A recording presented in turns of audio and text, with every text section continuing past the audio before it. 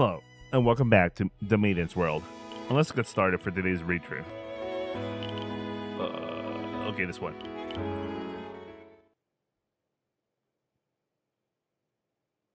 A few hours later. そんなのおかしいです。どうして片桐さんが定額なんですか？規則は規則ですからね。特に重機の取り扱いに関しては例外を認めるわけにはいかなくて。でもゆいちゃんが規則を破らなかったら私たちは死んでいたかもしれないんですよ。それはまあそうなんですけど。 Oops, my bad.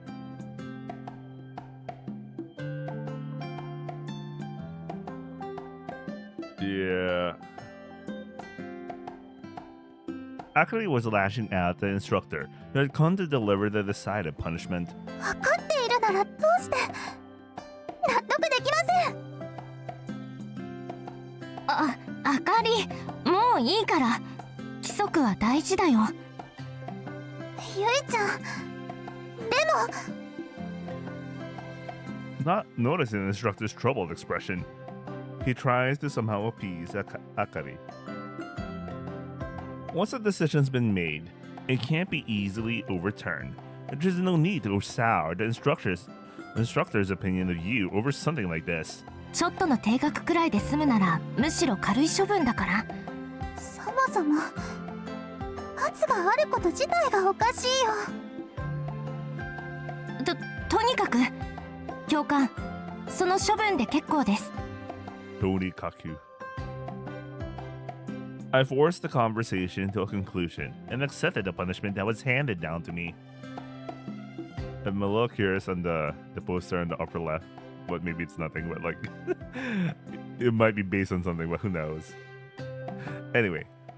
では片桐さんは1週間の定額と外出禁止でお願いしますね。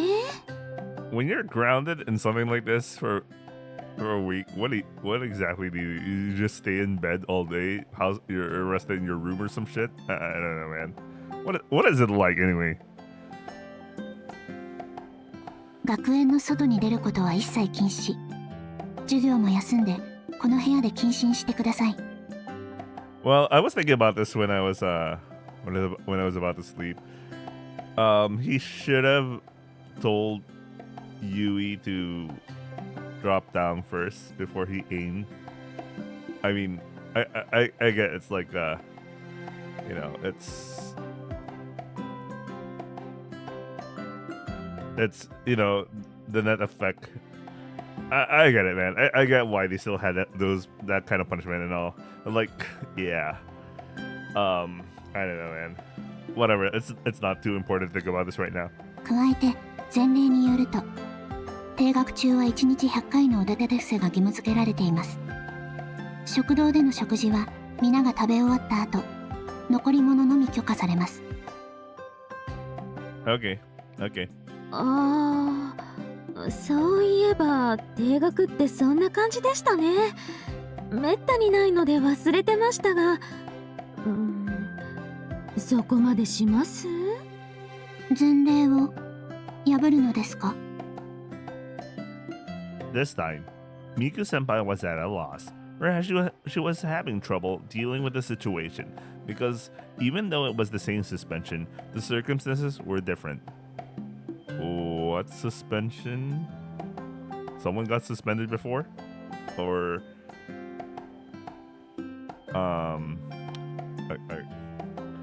no, because I guess they were trying to say that even though Yui was suspended, the circumstances were different than your usual reason to be suspended. So I guess that's what it's trying to say, but like maybe it could have worded it much better. Sensei doesn't seem like she's the type to bend rules, does she? 片桐さんはそれで問題ありませんか？はい、反論はありません。その処分でお受けします。 I like how the instructor was concerned. そうですか。ありがとうございます。新しい前例を作るのって実はちょっと大変なので助かります。 Creating a prison is actually quite challenging. It reminded me of what my Nissan, Aniki used to say. The military is just another bureaucracy. ではそういうわけでお部屋でおとなしくしていてくださいね。あ、守屋さんはちょっと一緒に来て手伝ってください。はい。 After conveying their request, the instructor left the room with Miku senpai. はあ、入学早々に停学か。不満に思うならもっと反論してよかったと思うよ。 Akari and I, the only ones left, still looked dissatisfied. そりゃ不満がないわけじゃないけど、あんな事件の後だから教官も先輩たちも忙しそうだし。 All the automatons in the school should be on emergency shutdown. Wait, let me doing the fixes. I should be doing the fixes in OBS, the positioning, not on my own screen. Okay, there you go. I'm just bothered. Anyway, all the automatons in the school should be on emergency shutdown. And with all the cleanup and preacher measures to take care of, they probably don't have time to deal with the single student's punishment. そんな理由で罰を受け入れるとか物分かりが良すぎるよ。そうかな。やっぱり私もう一回抗議してくる。 Good luck with that. 落ち着いて、本当にいいから。でも腕立て100回だよ。そのくらいなら体がなまらなくてちょうどいいって。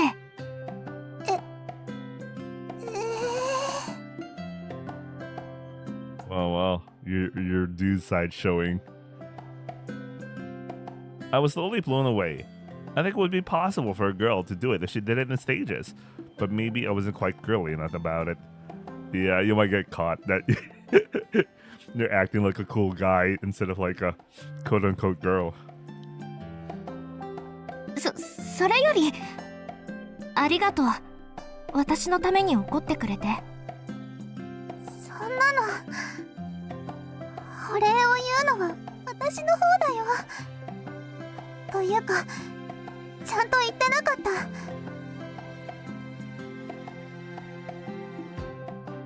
た。 Akali straightened herself up, bowed deeply before me. ありがとうゆいちゃん、助けてくれて。あの時ゆいちゃんが引っ張ってくれなかったら。あかりに怪我がなくてよかったよ。でもごめんね。急に銃口を向けられてびっくりしたでしょ。したけど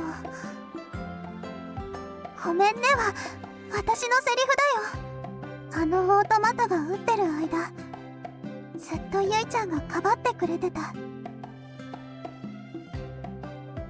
That was really just a spur of a moment action though. ゆいちゃんは私を助けてくれた命の恩人だよ。 What did I say about Kari? ね、男を皆殺しにすることだよ。 Saying something like that with a smile, even though you're our enemy as men.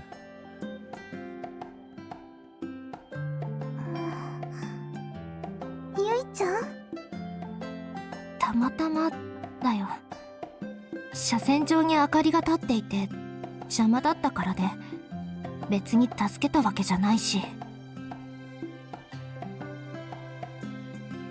そこで謙遜するなら当たり前のことをしただけとかじゃない？当たり前ではないと思う。 There might come a day when I had to point a gun at this child again. If that happens, there was no meaning in saving her. それってとにかく私はゆいちゃんに感謝してるの。 だからその命の恩人にはちゃんとお礼をするべきだと思うの。was cornered with incredible force. And before I knew it, I found myself nodding along as if being pushed into agreement. じゃあちょっと待っててね。 As she said that, Akari began to unbutton her uniform with her delicate white fingers. What are you doing?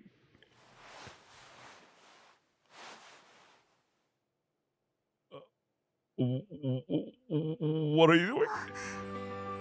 これでお礼になるかな。Why? Why? By the way, I gotta say, very important to also take a screenshot. Who knows? Oh shit! I knew this is why I knew that's why I need to save, man. だから I knew something like that. I knew something like that was about to happen. Give me a ゆ second. いちゃん、たまたまだよ。そこで謙遜するなら当たり前。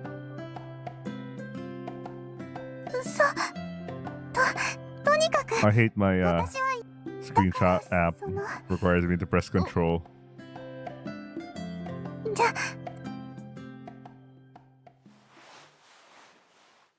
Who knows? This might become our thumbnail for today.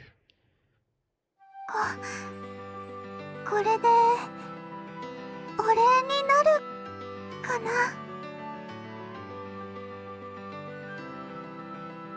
All right, we're good. No, I doubt this is gonna be the thumbnail for today, but you know, who knows?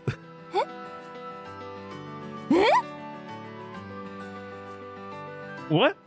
Why? What's this kid doing? どうぞゆいちゃん。 I don't get it. How did she get an idea that showing off her boobs like this is a reward? 何が？ The scene before me was so incomprehensible that my mind completely froze. いいよ。ゆいちゃんだったら触っても揉んでも好きにしても。 You know what? For some reason, I suddenly remembered like those situations when some dude tries to act gay so he could hang out with women and, you know, do something like this. I don't know, man. ちょっと待とう。なんでそうなるのか全然わからないし。いや、本当になんでおっぱい見せてるの？ちゃんと説明して。 No, seriously, why? Why show your boobs? だってゆいちゃんおっぱい好きだよね。だから触りたいのかなって。 And where did you get that idea? いや、それは別に。 That's すごい動揺してる。してない。してるよ。それにゆいちゃんいっつも私のおっぱい見てるでしょ。ミク先輩のもだけど。 So this guy is a boob guy. Totally understandable. But all of the art so far is meant for boob guys. I get it. I'm not exactly a boob guy, so. But you know, once in a while, you do see something. But so far, I haven't seen anything in this VN. そんなには見てないでしょ。もしかして気づかれてないって思ってた？ You can feel the male gaze. But doesn't understand. It's a man's gaze. Anyway, no way! That's ridiculous! Well, I can't help but notice the curves, and I sometimes sneak a peek. For a guy, you know what? I think that even if there was like some sort of gender segregation, you know, even if a dude live his entire life just having that gender segregation, you know, instincts just kick in, man. You know, instincts just kick in. You just can't help it, man. I'm not saying I'm not saying shit, man, but like, you know, I think sometimes instincts just kick in, man. It's I'm just saying instincts kick in. That's all I'm saying. I'm not saying anymore. I'm not endorsing anything else more than. I'm not endorsing anything. I'm just saying instincts kick in this kind of this kind of world setting. Okay. It's totally up to you. What you do with that information. すっごくエッチな目で見るから、そのゆいちゃんはそういう人なのかなって。 Damn, this guy. そういうってどういう？胸の小さい人は性欲が強いって言うから。 This is the first time I'm hearing about this. Is this like some sort of bro science shit? This is the first time I'm hearing about this. それは偏見にも程があるよ。だってゆいちゃんのよくわからない宗教もそういうことなのかなって。だからどういうこと？エッチなこと禁止なのはエッチなことしたい人たちだからなのかなって。 What kind of interpretation is that? Sure, I debase the reason for not showing skin on a doctrine like small breasts should be pure. Flat, by the way, flat is justice. But 何か違った？全然違う。何もかも違うから。今もすっごい見てるのに？見てないし。そうやって慌てて目をそらすのも余計になんかエッチな感じする。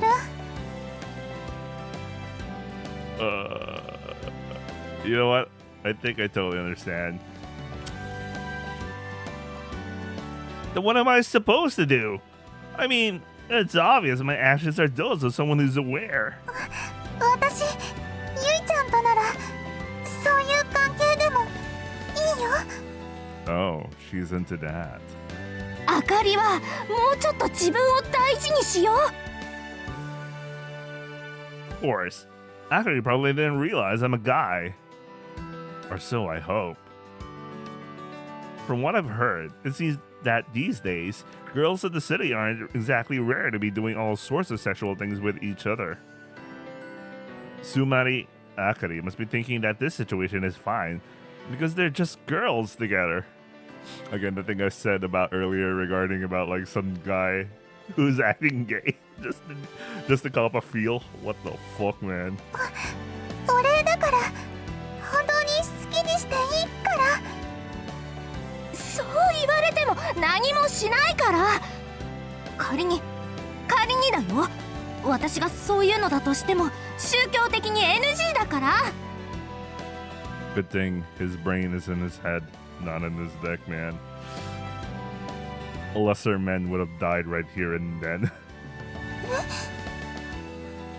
ああ、そっか。エッチなことが禁止ってことはエッチなことは禁止。 She said something obvious, as if she just realized it, and her face turned red. そういうことだから本当にもう。 The incomprehensible scene in front of me, and Akari's equally baffling thought process.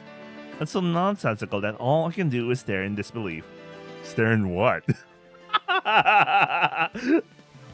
Just a moment ago, I was thinking about how serious things, like how this girl was an enemy of men or something.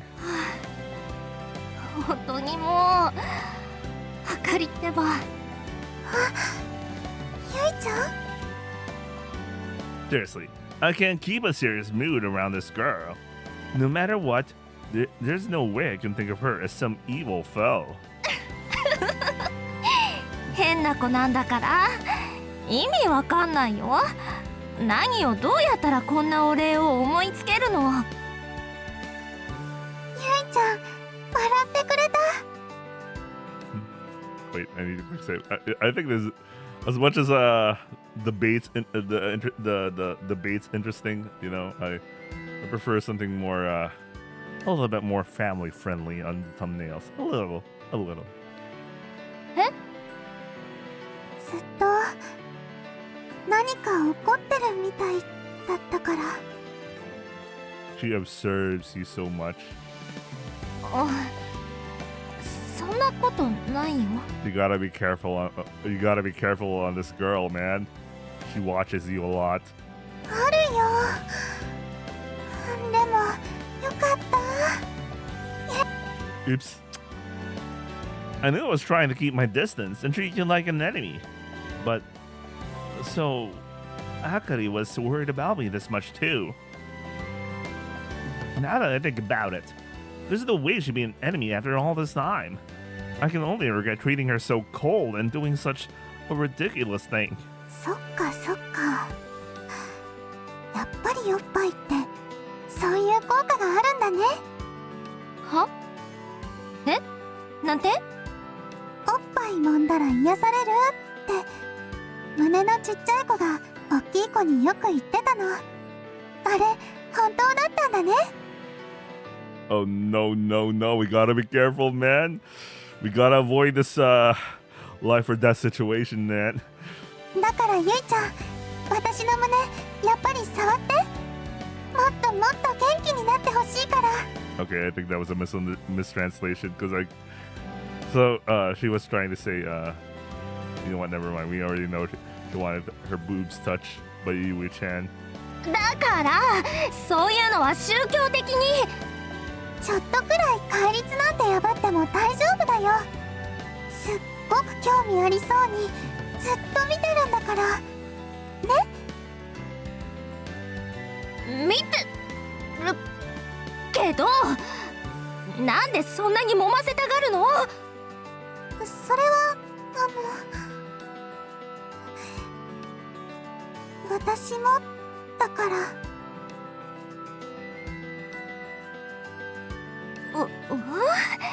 あかりも何？私も触ってほしくて。なんで？ゆいちゃんのこと好きになっちゃったから。Man.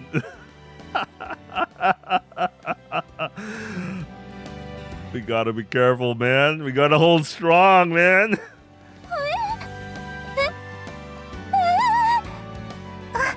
あんな風に助けられて目の前でかっこよかったらドキドキしちゃうのも仕方ないよ。 This is it, right? A confession, right? Akari's confessing to me. 私ゆいちゃんのこと好き。ありがとう。Being shown affection in a shy way makes me feel a little happy, but the situation itself is very troublesome. あ、じゃあ揉まないよ。とにかく服を直して。 Fix her clothes, by the way. It's not fix my clothes. In this day and age, when we talk about romance, it inevitably involves same-sex love. And that's just normal. I mean, literally some people, you know, they've never seen the other sex in their entire damn lives. And Akari, as a perfectly ordinary girl, living in such an era, seems to be very interested in romantic relationships between girls. But the thing is, we're not actually girls together. So even if she were to come on to me, I couldn't exactly accept it. I'm more worried about my own safety. What should I do? もしかしておっぱい派じゃなくてお尻派だった？ You gotta fill my market, guys. You gotta fill my market, man. This is my market. 違うからね。 This wretched world looks a little more colorful in front of her.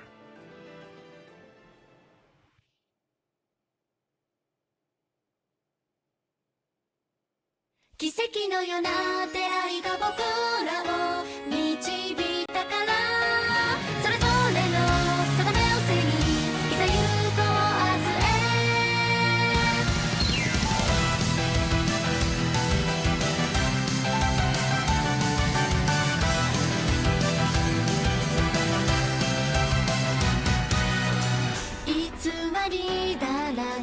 の世界君と僕巡り会えたのは真実一つずつ知るたびに芽生え出す確かな想い気づいたから覚悟決めていたはずだったのにね貫き通す叶わぬ恋でも僕らは戦い続けてゆく最後の最後まで固く強くつないだ手と手が離れないように世界の行方より唯一無二の恋心譲れないよそれこそが乙女の生きる道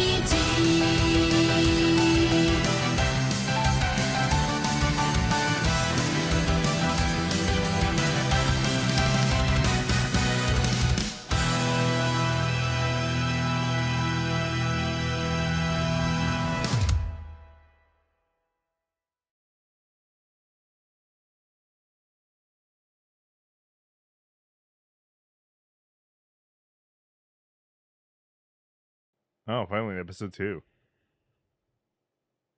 By the way, when I look at the instructor, she reminds me of a Nikkei character. I don't know. She has those vibes, like, especially when she holds a gun and the pose a while ago. I was like, is she a character from Nikkei? What the hell?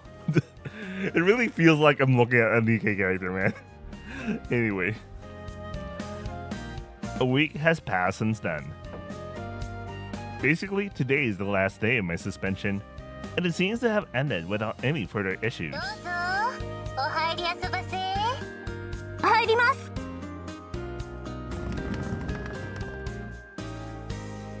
失礼します洗濯物の返却に参りましたあら、今日も労働させられているのですわね。ご苦労様ですわ。 This one. 今はルリコさんだけですかええ、怖い先輩方は不在ですから安心ですわよ。 Even so, I took a look around the room just to make sure before letting out a sigh of relief. Well, it's not like I'm hiding anything, you know. It's just that getting caught by a busy-looking senpai can be troublesome. 私、謹慎って部屋でじっとしているものだと思ってましたけど、違うんですのね。いえそれが普通だと思います私もまさかこんなことになるとは As I said that, I handed the laundry basket I brought over to Ruriko-san. 確認お願いしますええ、少々お待ちくださいませ。 The reason I'm doing laundry right now, all by myself, is because of the automaton rampage incident from a few days ago. Given the incident just happened, it's only natural that all automatons in the academy have been shut down for safety precautions. The less important ones, like the dormitory servants, are still offline since their measures were put on hold. Well, I guess it kind of helps that this was exactly one of his roles when he was in the men's army, so he knows how to do the chores. If that's the case, no one will take over the work that Automaton used to handle.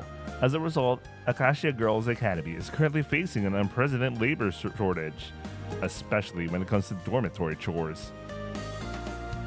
Even if we were to rotate the duty, it was still a pain in the ass.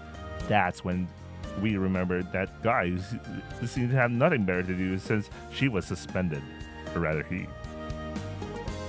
Thanks to that, for the past week, I've been saddled with all sorts of chores, so much so that I'm starting to forget what house arrest even meant, especially when it comes to laundry. I ended up taking on all of it by myself. 確認しましたわ。問題なくってよ。ありがとう。何をそわそわしていらっしゃるの？なんでもないよ。I'm not thinking anything like that daring underwear was actually Ruriko-san's, and I definitely haven't imagined if she's wearing something like that even now. Don't worry, bro. You already seen that before. ゆいさんたまに変な反応しますわよね。まあそれより明日からは授業にも復帰なさるのよね。ああ、はい。今日までですから。授業の遅れを取り戻せずにうろたえているところを私がコテンパンに叩きのめしますわ。今から覚悟を決めておくことね。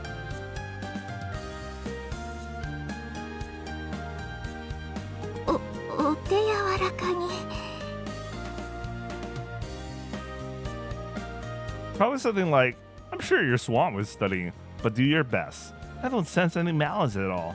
So that's what I think it means. ノートが必要でしたら頭を下げたら貸してあげますわ。姫のあかりのノートは多分全部の板書を写しきれてないでしょうし。でも一応見せてもらう約束になってるから、ダメそうだったらお願いします。ええ、完璧な私を頼ってもよろしくてよ。She was truly a strange young lady, arrogant yet impossible to hate.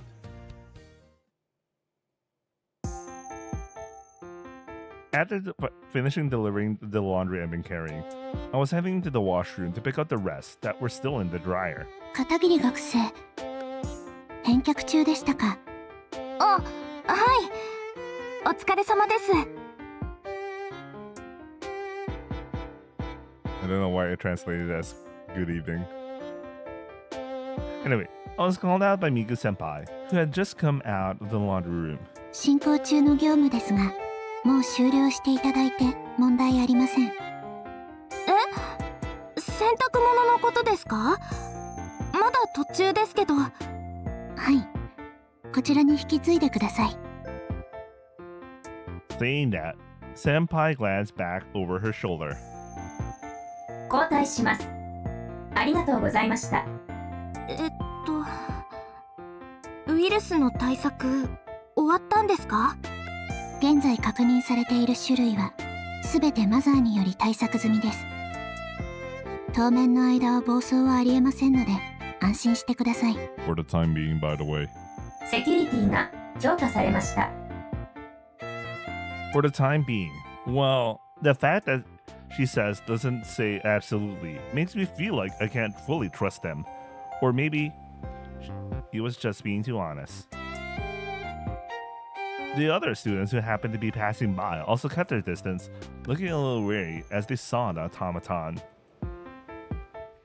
It couldn't be helped, given the incident that happened, but it was quite the difference from just a week ago, when I had to salute Lord Expensive and High Performance Automaton.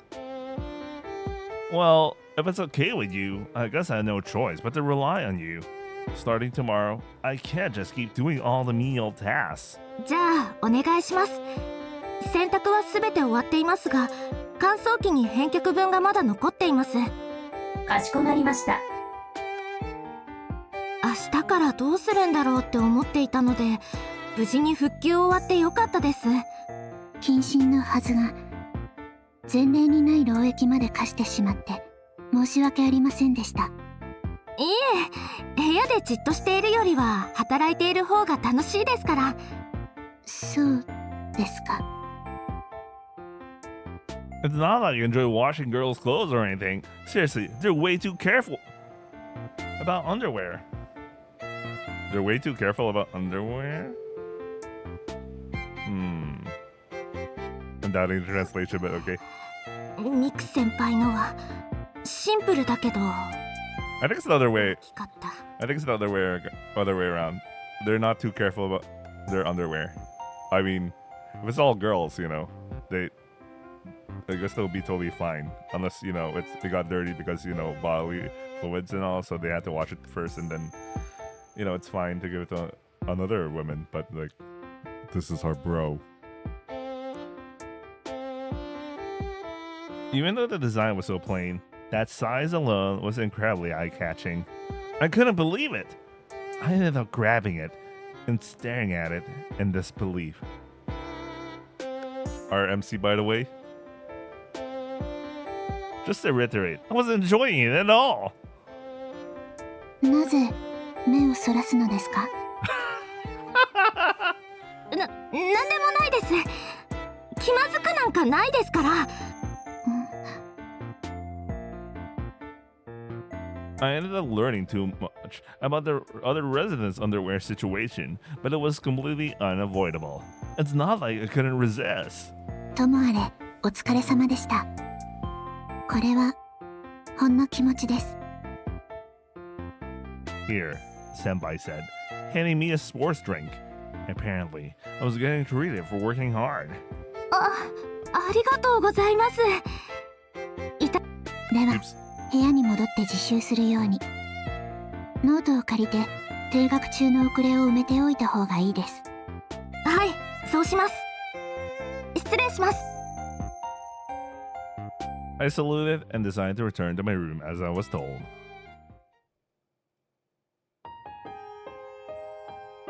I'm aware that I'm getting too carried away. 意外とバレないもんだよな。It might have been because I hadn't attended classes or training for the past week, and I've been acting on my own, but there wasn't even a hint that my identity was about to be exposed. Besides, I had a lot of chances to talk with the girls in the other rooms through my errands, so we ended up becoming a little bit friendly. 女は敵だけど。It shouldn't change, but once you become familiar with someone's face, it becomes difficult to truly believe that. でも明日からは訓練もあるし、気を引き締めないと。Even if you let your guard down, there's no telling when your secret will be exposed. And there is one person in particular I had to watch out for.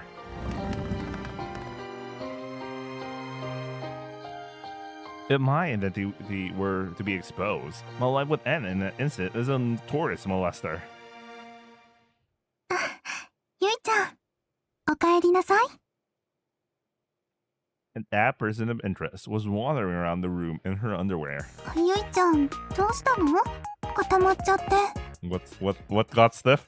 どうしたもこうしたも、どうして服を着てないの？ Yes, it's a religious, for religious reasons, that's bad. 自主トレで汗かいちゃったから着替えてるところ。I see. Akari, you've been working hard on building your stamina lately, so I guess it's no wonder you change clothes often. But could you please not undress so openly in the middle of the room? チラチラ見てるの丸分かりだよ。Oh no no no no! 見てない。I was watching, okay? And why do you look so happy about it? 何回も言ってるけど、興味あるならもっとじっくり見てもいいし、触ってもいいよ。見ないし触らないから、興味もない。そんなバレバレの嘘つかなくても。それに興味ないって言われるとあ、ごめん。いや、でもまずは服を着て。本当に着ちゃっていいの？もっと見たいんじゃない？こっち寄ってこないで。それ以上からかったらいい加減に怒るよ。はーい。こういう時のゆいちゃんは可愛いな。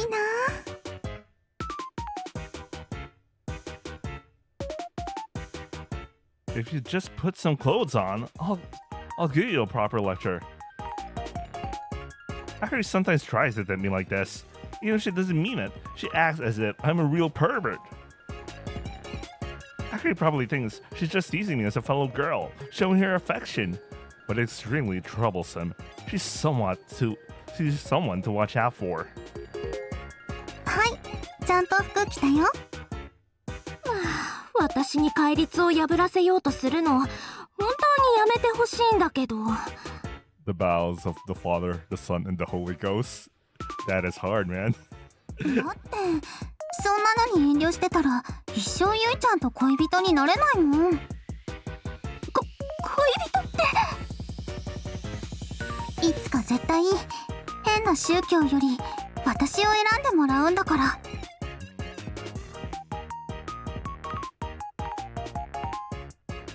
It was a resolute and powerful declaration. If Akari thought I was the kind of girl she imagined, maybe I'll get flustered or something. Reality was that I had to reject it, even if it made me a little happy.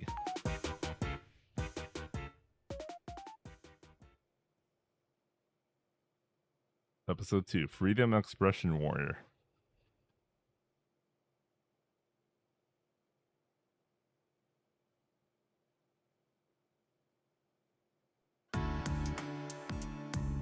The first day back to classes and training. It should still be spring, but the temperature had been rising steadily since morning, and the classroom felt unusually stuffy. 今の国会はですね、保守党と AI 民主党の連立与党で、大統領も保守党の党首さんが選ばれているわけですね。No, seriously, the instructor really feels like I'm looking at a Nikkei character, man. But, you know, she was designed so well that she could literally be like one of those unique SSR characters. But anyway. 佐伯さん、そんなにドヤ顔しなくていいですからね。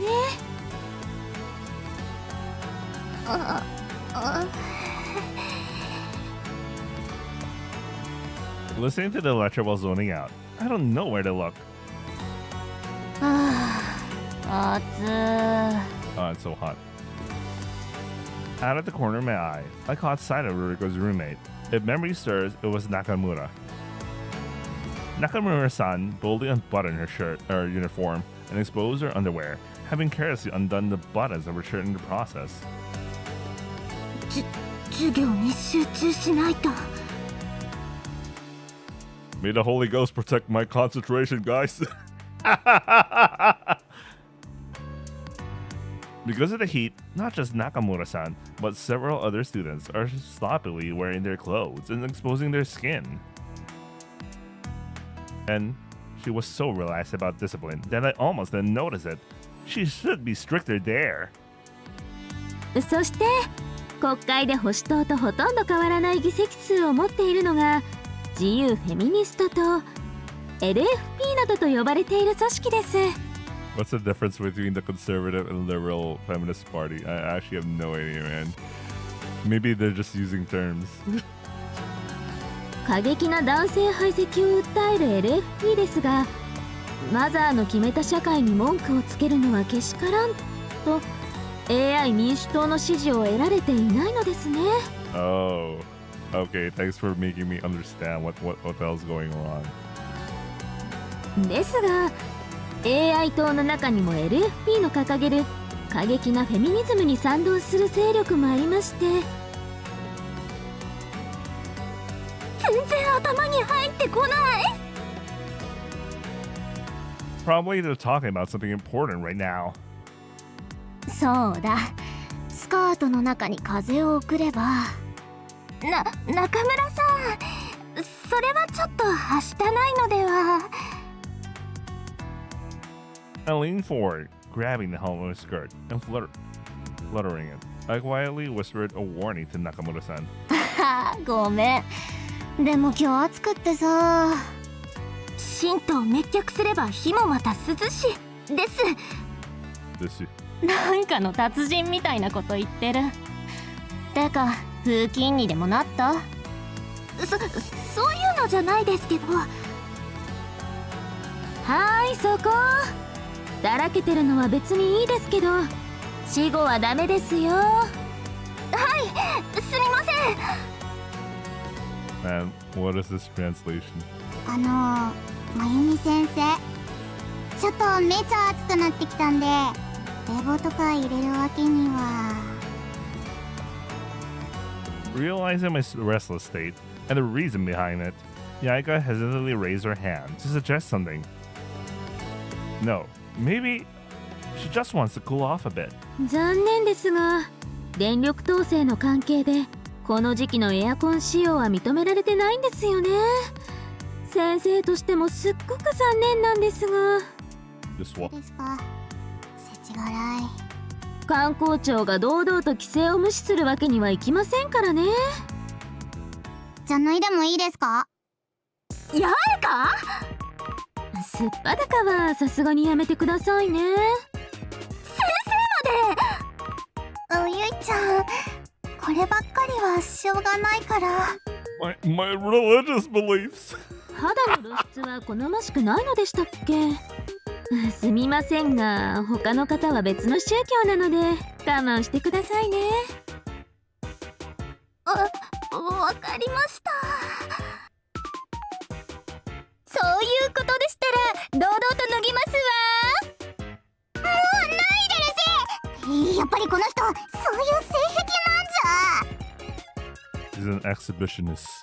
Anyway, it looked like it was going to be a painful and long day. She might be Zen the man. She might be Zen the man. Man, that's such a good story, man. Fucking Kino prison. Holy shit.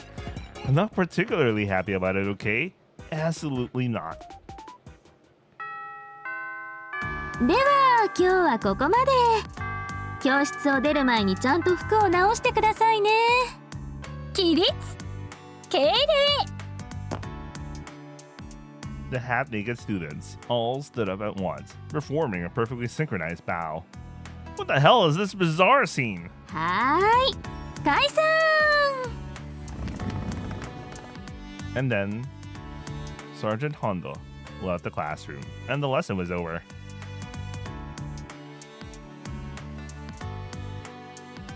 Following after them, I exited the classroom through the door at the back and stepped into the hallway.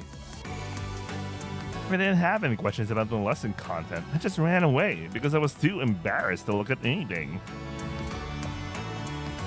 涼しい格好もできないなんて変な宗教の規律に縛られていると大変ですわね。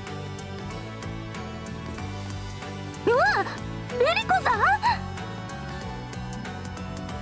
Wait, wasn't she just in her underwear a moment ago? How the hell did she change so fast? 早着替えは淑女のたしなみでしてよ。そうなんだ。 I wonder if that's true. それよりあなた、停学期間が明けたということは外出禁止も解けましたのよね。はい、そうですけど。でしたらちょうど明日は休日ですもの。私とお出かけしませんこと？田舎者に街を案内して差し上げますわ。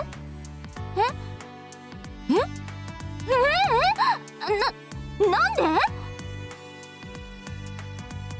で？なぜそこまで驚きますの？しかも嬉しくはなさそうなのが少々傷つきますわ。 This one? ごめん。でも私とルリコさんって休日に出かけるほど親しかったっけ？ I mean, going out to town together on our days off. It's just like a date. いや違う、二人きりなんて言ってない。つまりみんなでお出かけってことですね。違いますわ。デートにお誘いしているのでしてよ。 Oh, man. それこそなんで？それはですわね。 Could it be even she feels something for me? Just as I'm flustered, Ruriko-san smirks confidently. ちょっと待ってください。どうしてルリコさんがゆいちゃんをお誘いしているんですか？ It's over, Akari. You're getting into your night rain. And with that, Akari rushed out of the classroom, hurriedly buttoning her shirt. ちょっとあかり、ちゃんと整えてから出てこないと先輩に見つかったらお説教だよ。でもお話の内容が聞こえちゃって。 All coming out that frantically. Could it be? どうしてルリコさんが私を誘うのかってことは私も疑問なんですけど。それは姫のあかりがあなたを誘おうとしていたからですわ。は？ I got an answer that was completely out of left field. and my eyes went wide. What's with that? I should have expected anything. No, not like that. もう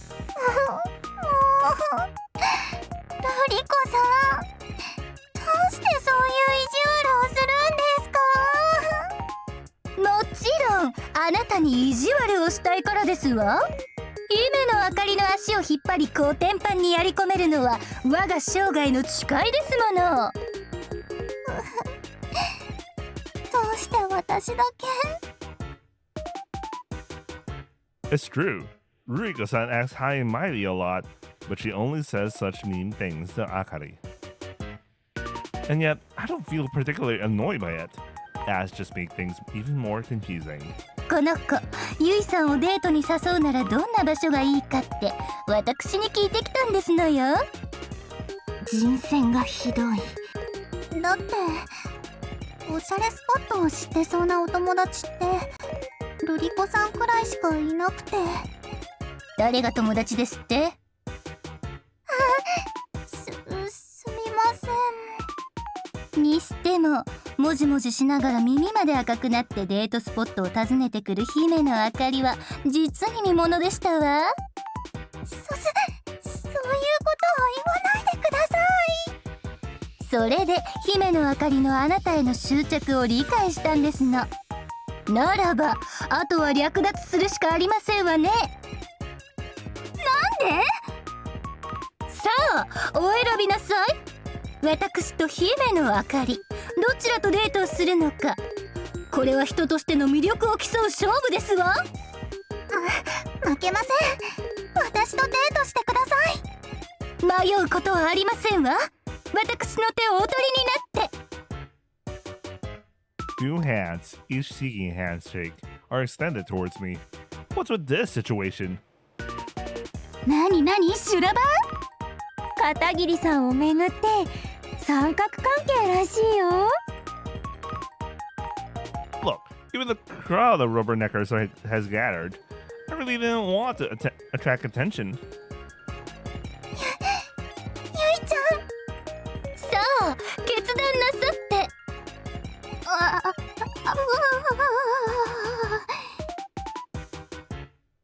Anyway, to wrap this up as quickly as possible, I had no choice but to pick one. じゃああかりで。やったー。ありがとうゆいちゃん。 Man, Ruriko got night rain. これだから田舎者は。 There you go. You'd never trust someone like her, man. If Akari wasn't picked, she wouldn't get mad like that. For a moment, I braced myself for whatever insults were coming my way. 貴様ら、これは一体何の騒ぎだ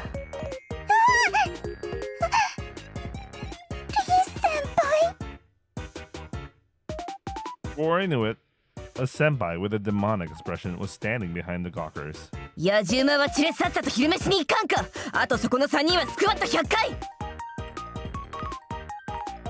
I got a good scolding while I was working out.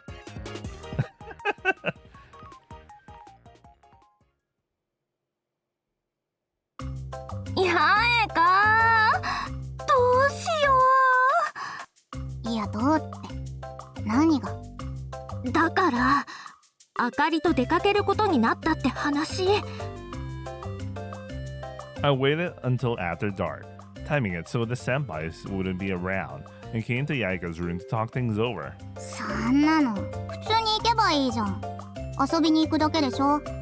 そうなんだけど、そうじゃなくて。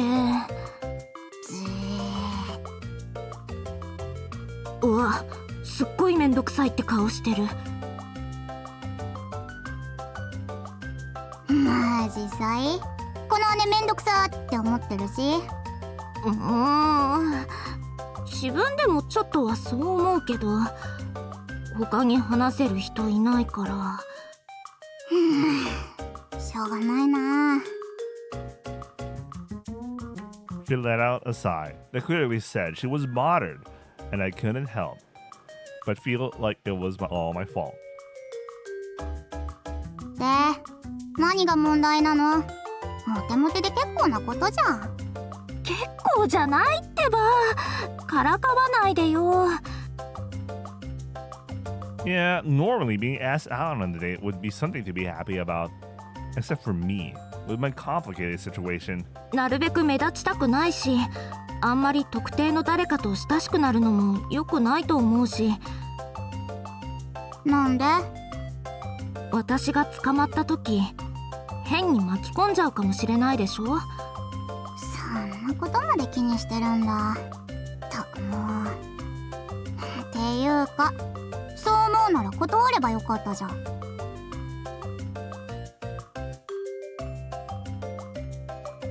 なんかそういう空気じゃなかった。まあね。あれはルリコさんがうまかったね。どういうこと？いや、実はね、デートスポットの相談僕もされてたんだけど、あかりちゃん誘ってもいいのかなって結構迷ってたんだよね。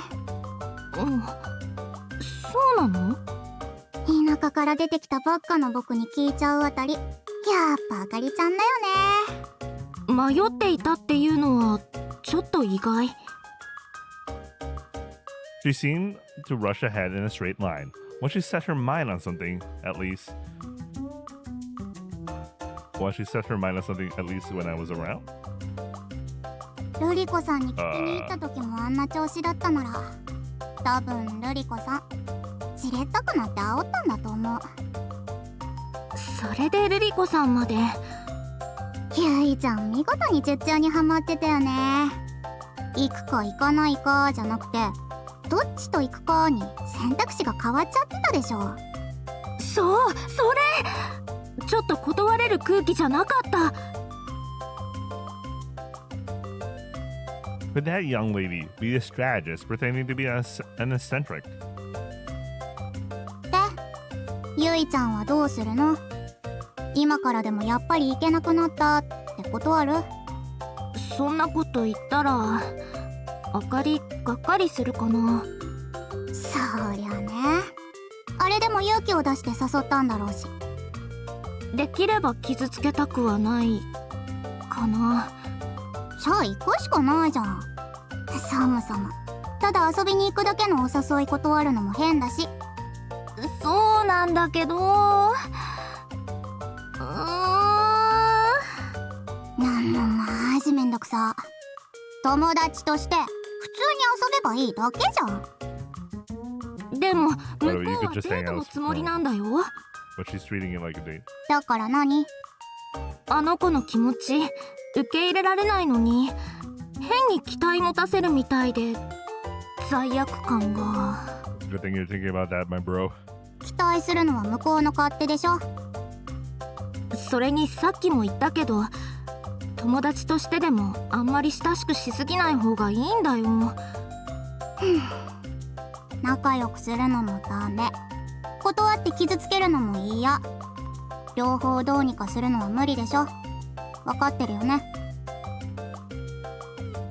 You don't want to be friendly and you hate hurting her by rejecting her. Isn't it impossible to do both? Okay. うん、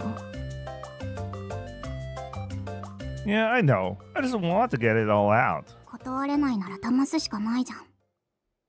覚悟決めなきゃ。 Okay, what's your funny trick, my kawaii no imoto? だよね。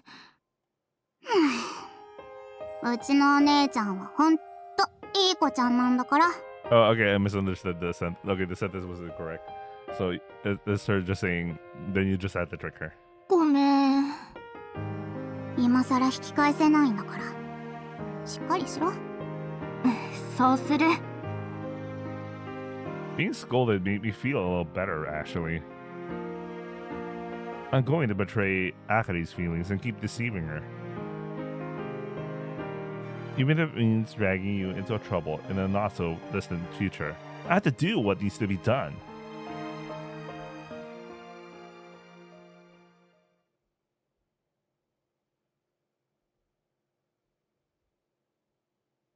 What a very interesting title.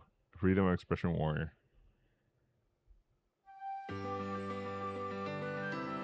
The next day, Sunday morning. After finishing my morning routine, which was no different from any other weekday, I changed into civilian clothes and stood by the school gate. すみません。待ちました。今来たところだけど。 Akari arrived at the designated meeting spot about a minute late, running. 100時。待ち合わせ相手、先輩じゃなくてよかったね。本当にすみません。前髪がうまくまとまらなくて。It was working in her bangs. というか、なんでわざわざ待ち合わせ？ Yeah, they're from the same room. But of course, my guy, you'll understand women as much as you think you should be. Since we live in the same room, I think it would be better if we had left the dorm together.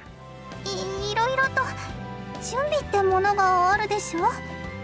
ゆいちゃんも女の子なんだからわかるよね。Oh no, no, no. The limits of his limitations. I should have?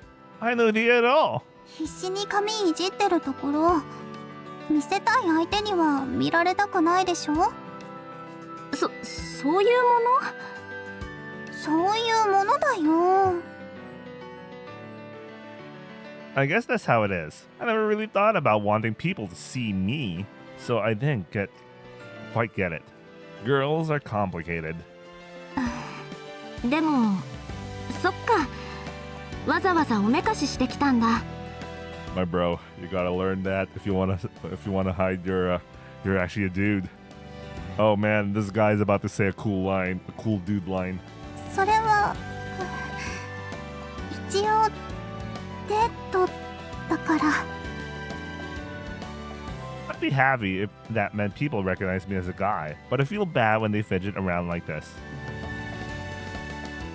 それでどこに行くの？まずは何か食べよう。おしゃれなスイーツのお店とか調べてあるけど。それはデザートで、まずは肉かな。だよね。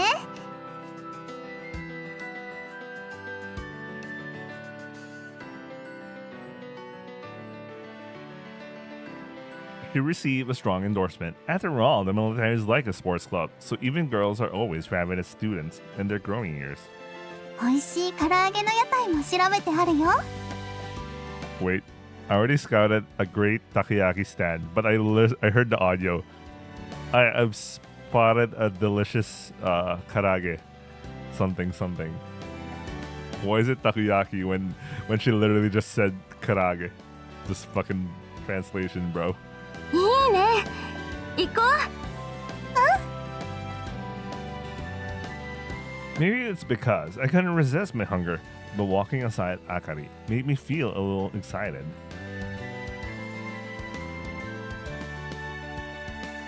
So we headed to the market and devoured the much talked about karage platter. There you go, see? They were talking about karage. I don't know why the model hallucinated fucking takoyaki. Wait, give me a second. Maybe I could tweak some settings. Oh, the settings. Oh, I forgot to set the setting to make it hallucinate less. I forgot to set that for today. So we had, for dessert, I ordered an ice cream. I had a fancy shot with cute designs. I bought a refreshing layered ice cream with various fruit juices. Stack four high. Savoring the sweetness and coldness finally calmed my stomach. 前から思ってたけど、ゆいちゃんってすっごい食べるよね。I wonder why. あかりだって負けてないと思うけど。確かにお菓子屋入ってから食べる量は増えたけど、ゆいちゃんほどじゃないよ。I wonder why. Should I eat less to act like a girl? No way, my body wouldn't last. そんなことより次はどうするの？ショッピングだよ。お洋服とか見に行こうと思うんだけど。やっぱりそういうの？ Oh no, no, no. I understand perfectly well what a girl's outing entails, having lived with Yaika and my mother-in-law for several years. Still, I wouldn't exactly walk in those kinds of stores with my head held high. I'm not really interested in women's fashion to begin with. ゆいちゃんって下着が地味なのばっかりみたいだし、まずは下着を見に行こうと思うんだけど。 Wait, she looked into his underwear? How? Did you just go to his bag and drawer or whatever? 帰るね。そう言わずに、見えないところもちゃんとしないといざって時に恥ずかしいことになっちゃうんだよ。いざって時は来ないから誰にも見せないし。それでもほら、おしゃれは見えないところからって誰かが言ってたよ。なんでそんなにグイグイ来るの？もう本当に帰るよ。やっぱりダメか。皮肉鏡手強いな。 Akari, who brazenly picks fights with other people's beliefs, lies, has a pretty tough personality, I think. じゃあ今日のところは普通のお洋服で。まあそのくらいなら。決まりね。ゆいちゃんに似合いそうな可愛いお洋服選ぶからね。私の？多分ゆいちゃんが住んでたところよりいろんなお洋服が揃ってるよ。いっぱい試着してみようね。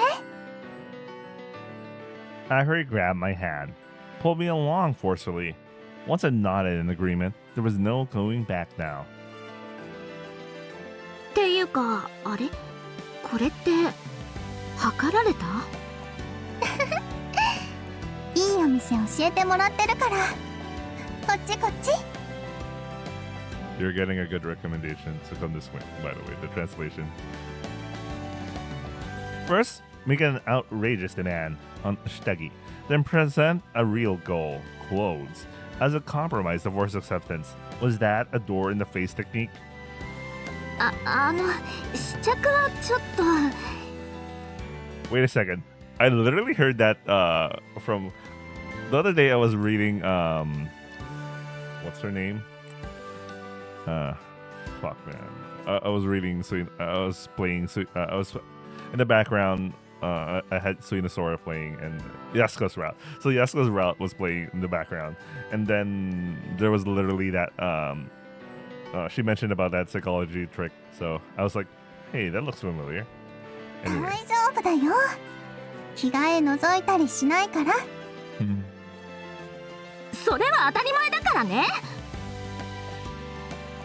Well, I guess girls are okay with changing clothes together sometimes. はーい。約束するから。It seems a little too late to refuse now. In the end, I couldn't resist and was dragged into a stylish apparel shop in the first floor of an old building. Before I knew it, I was being pushed into a fitting room after Akari shoved all sorts of clothes she picked up for me. There was no other choice but to steel myself and change clothes.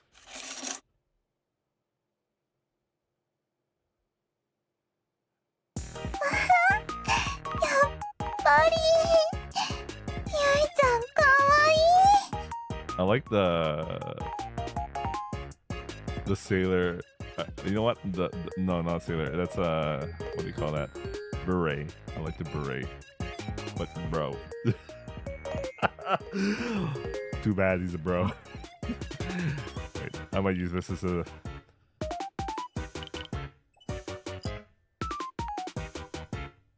Okay, I better not make a mistake here.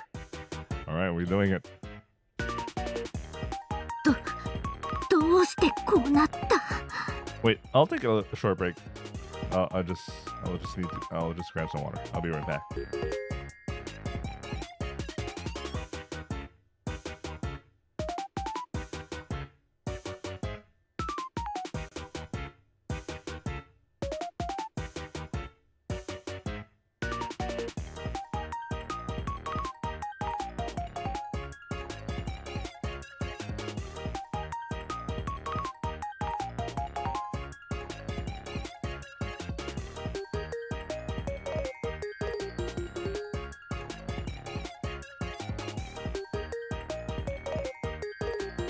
Okay, I'm back. I was definitely prepared to change clothes, but I didn't expect something so frilly and adorable. こういう甘い感じのお洋服絶対ゆいちゃんに似合うって思ったんだ。いやいや、ちょっとこれはあんまり似合ってないような気がするんだけど。すっごくゆいちゃんにぴったりだよ。ですよね、店員さん。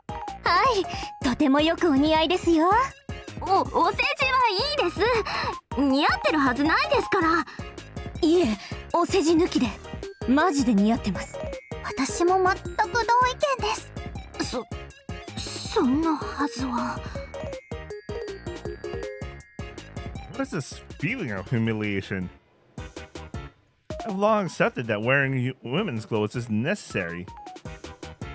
But when it comes to this kind of outfit, I can handle being forced into it, but I just don't buy that people say I look good in it. でもこっちのもっとロリータ系でパステルカラーのお洋服も捨てがたい。 Lily's okay. お買い上げにならずとも好きなだけ試着して楽しんでいただいて構いませんよ。はい、ありがとうございます。ゆいちゃん、次はこれ。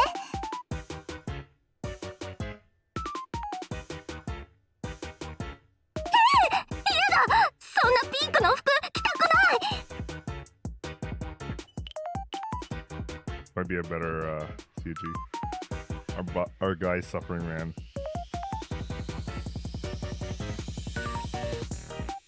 I'm not saying I dislike main fashion or anything, but since I was raised in the military, I was taught that flashy colors is a sign of weakness. That ingrained value system is putting up a full-scale rejection response, claiming this is something that violates the dignity of men.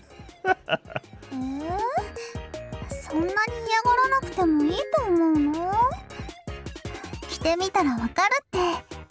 絶対ゆいちゃんに似合うから。やめて。その服を押し付けないで。分からされるのが一番怖いから。 I was about to be shoved back into the fitting room, clothes and all, but I decided that from this point on, I would firmly refuse, for the sake of my dignity. ごめんね。ちょっと強引だった？こっちこそ期待に添えなくてごめん。でも人にはそれぞれ趣味ってものがあるから。それより私の服はもういいから、あかりももっといろいろなのを試着してみたら？私はこれでいいよ。もうこの服買うことに決めちゃったから。そうなの？もっと他のも試してみたら？いいの？だってゆいちゃんが選んでくれた服だもん。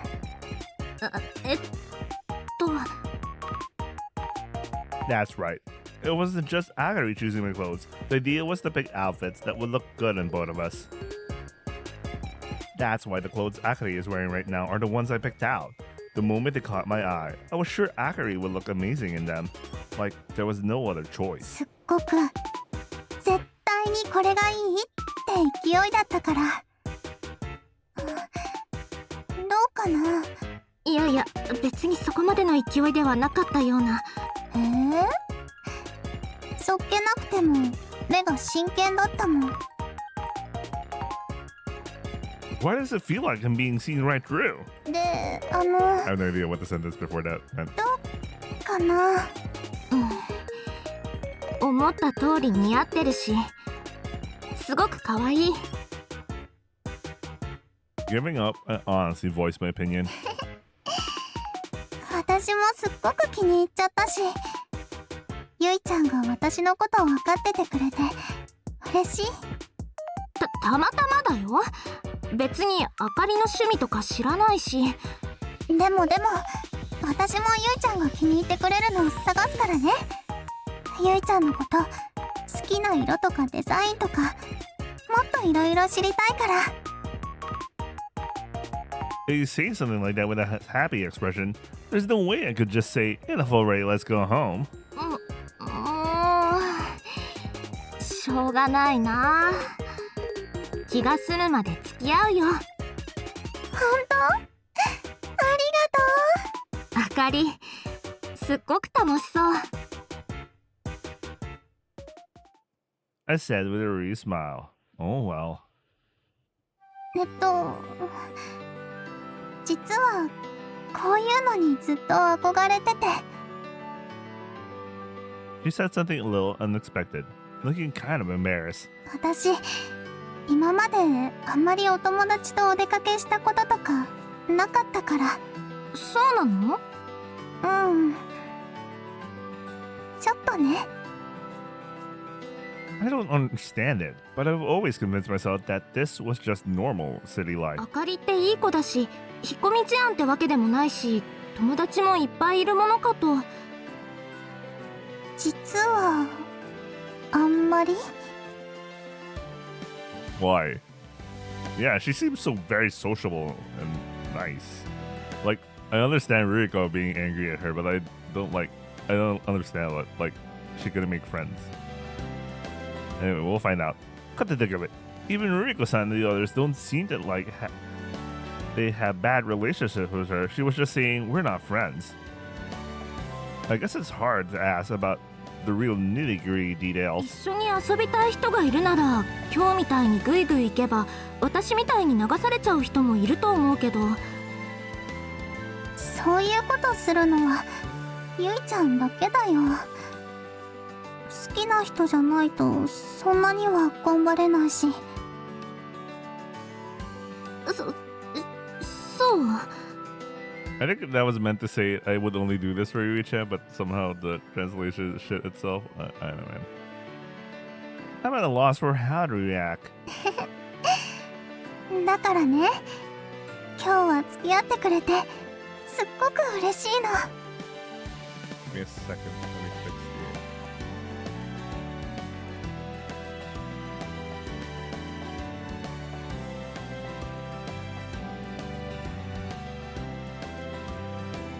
So bothered by like that. Anyway,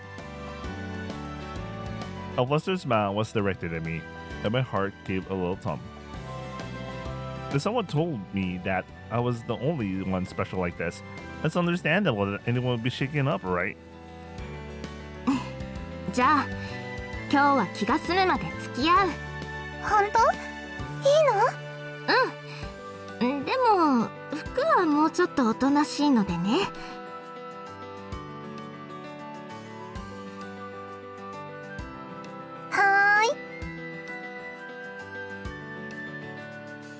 I may not be aware of it, but I know I'm being toyed with. But even so, I guess it was word coming. Or at least that's what I tell myself.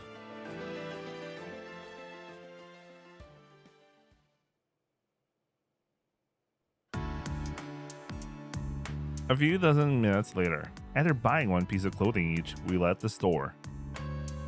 In the end, the combination Akari chose for me was a little oversized denim shirt and white clothes.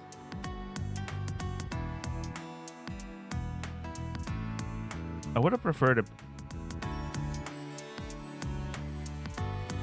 a what look? Yeah, this is obviously a mistranslation, but like, I would have preferred a fancy look, but I need to make her look like a girl, so I need to look like a girl, so this would do. So I'm guessing he's talking about himself. He wants to have clothes that has to make him look a little girly, because he doesn't want to have anyone suspicious about him. それで次はどうするの？行ってみたいお店はいろいろあるんだけど、最近評判だっていうカフェとか靴屋さんとか。 Even as she says that, I can feel her glancing at me from time to time. 別にそれで構わないけど、どうしたの？私に付き合わせるだけだとなんだか悪いから、ゆいちゃんはどこか行きたいところはない？別にないから、あかりの行きたいところでいいよ。違うの。ゆいちゃんが行きたいところに行きたいの。もっともっとゆいちゃんのことを知りたいから。ああ、なるほど。Seems her taste in clothes wasn't enough to satisfy her. 何か欲しいものとかしたいこととかある？私にわかる範囲ならどこだって案内するよ。急に言われても。I tilted my head, lost in thought for a moment. I didn't come here because I wanted to, just because there were only women around. That's why I was originally planning on spending my days off holed up at home. Honestly, nothing special is going on. あ、そういえば。何か思いついた？ちょっとね。I was looking for it everywhere, and I suddenly remembered something that might be in a big city like this. 古本屋さんってあるかな？できれば漫画とか売ってるようなところ。Fucking weeb. Fucking weeb, man. 漫画？大きい古本屋さんならあるけど。Fucking weeb. Somewhat puzzled, a slightly withdrawn gaze came back at me. Oh man! The major turn off. 何？オタク差別？いや、別にオタクってほどマニアじゃないんだけど。It's over for otakus. Otaku. 違うの。でもなんていうか、ゆいちゃん、どういう本を買いたいの？I wonder what exactly her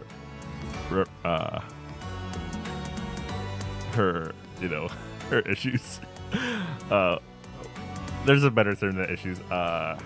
Never mind. Let's 実家 leave. の蔵に昔の漫画がいろいろあったんだけどね。なんでかところどころ途中の巻が抜けてたんだよね。特にドラゴンスクエアの28巻と2ピースの44巻がもう気になって、それでもしかしたら都会の本屋さんならあるかなって。 Fucking shonen. Fucking shonen reader. He only reads shonen shit, man. This guy. その漫画はよく知らないけど。 Fucking weeb. Fucking read shonen. どっちも世界的に超有名な傑作らしいんだけど。ごめんね、漫画には詳しくなくて。とりあえず一番大きい古本屋さんに行ってみる？案内してもらえるかな？行ってみれば多分わかると思う。 It was a statement with some hidden meaning, though I couldn't quite figure it out. I'm curious. What we'll see. 残念、なかったか。ごめんね。いやいや、別にあかりのせいじゃないし。 I left the used bookstore I've been shown to, slowly slump in disappointment. Since neither Dragon's or Two Piece had a single volume, let alone the ones I was looking for, there was nothing else to do but give up right away. Actually, not just the thing I was looking for, but mangas and novels in general weren't really stocked here. 専門書とかが中心の店なのかな。ねえあかり、他にも古本屋さんってある？ Oh, okay. あるけど多分探してる本はないと思うよ。 Let me guess. That book might be considered as banned books, you know, showing a world before, like, when men and women were able to hang around normally. I don't know. Maybe that's a thing. I think that's a thing, you know. どういうこと？多分だけどゆいちゃんが探してる本って有害指定されてるんじゃないかな。 I knew it. 世界中で何億人も読んだっていう漫画だよ。有名な作品ほど厳しくチェックされるから。でも有害指定ってそういうの受ける内容じゃないはず。そりゃバトルものの少年漫画だから多少のお色気とか暴力表現とかはあるけど。 Bro, you're forgetting the kind of world you're living in right now, or unless this is like thrown in, like, you know, this is like an excuse for the writer to be like, oh, you know, let's do some world building, you know. ああ、それ一番ダメなやつ。 Yeah, that's the point. Remember, one of the things that the feminists do, the hyper feminists do, is that any portrayal that makes men super powerful and make women weak, you know, automatically out. そうなの？そういう昔の男性文化はフェミニストの人たちが目の敵にしてるから。 Yeah, that's so obvious. 別に女性蔑視とかはないと思うけど。男の人が活躍してたりおっぱい大きい女の子が出てたりするとそれだけで没収されちゃうの。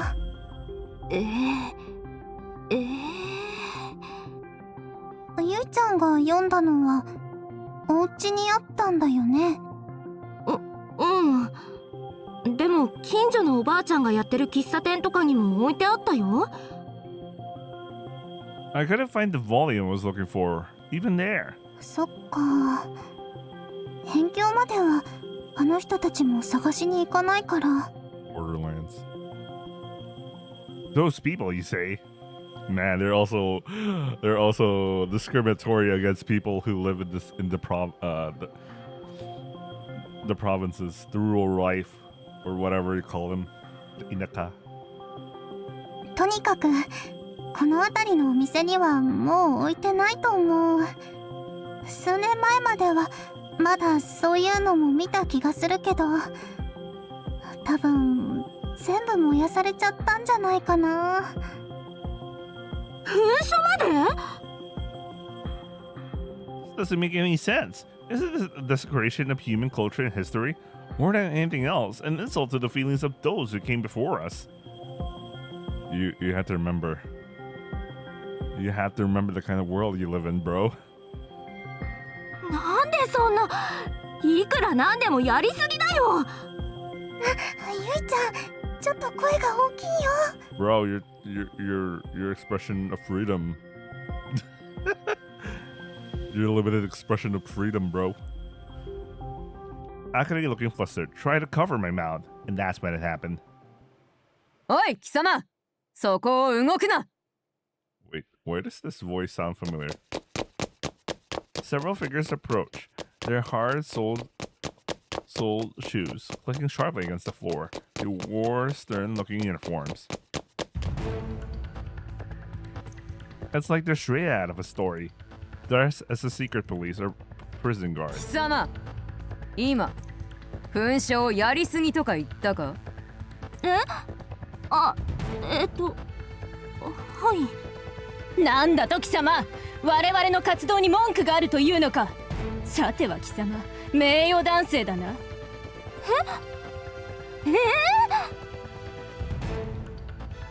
You found out?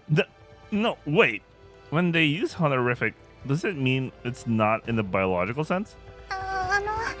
違うんです。決して皆さんに抗議をしたわけではなくて。 There's the thought police. 一体どんな言い訳を聞かせてくれるんだ？ this time. この人はまだ町に出てきたばかりで、ずっと辺境にいたらしくて、都会の事情とか上会員の方々の活動とかよく知らないんです。そんな適当な言い訳で我々が納得するとでも？いや、こいつが田舎者だというのは事実だろう。洗練されていない野蛮な匂いがする。辺境は男性区域に近いからな。男菌に感染して女性らしさが失われていくのだろうな。I understood that I was being terribly insulted, but it wasn't anything that particularly hurt me personally, because he's a dude. それはあんまりな言い方では。 And, you know, he literally did come from the fucking borderlands. なんだ貴様、我々上会員に盾つくっていうのか？ああ、てめえ、エリートフェミニストに逆らってただで済むと思ってるのか？ I'm getting confused with all these unfamiliar terms popping up. But first I'll defend Akari for protesting on my behalf. すみません、本当に皆さんの活動のことをよく知らなくて不勉強で恐縮ですが、教えていただけませんか？ Trying to deflect the attention, I deliberately asked a question. まあいいだろう。確かに辺境までは我らの活動も及んでいないからな。特別に無知な田舎者に教育してやる。自由フェミニスト党によって設立された風紀浄化委員会、その執行員であるエリートフェミニストが我ら浄化委員だ。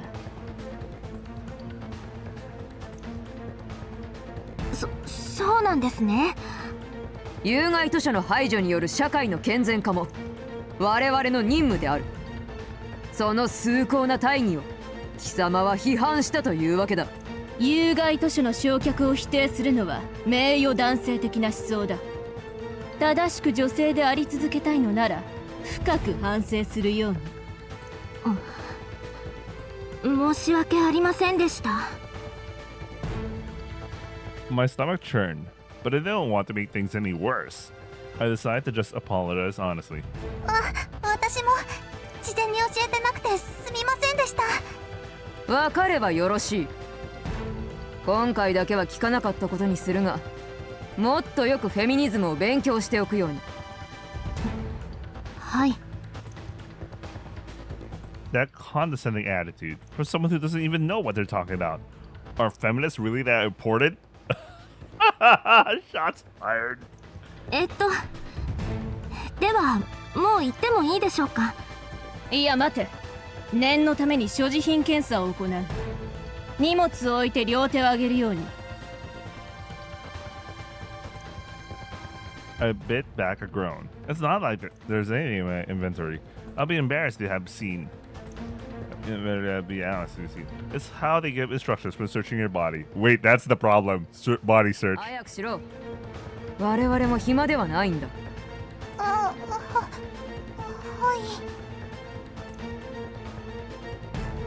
い。 This is bad. What should I do? She probably won't go as far as touching my crotch, so maybe I should just obediently comply and get through this. But being touched thoroughly should feel strange. Going along with it and putting myself in a vulnerable position is too risky. おい貴様、さっさと。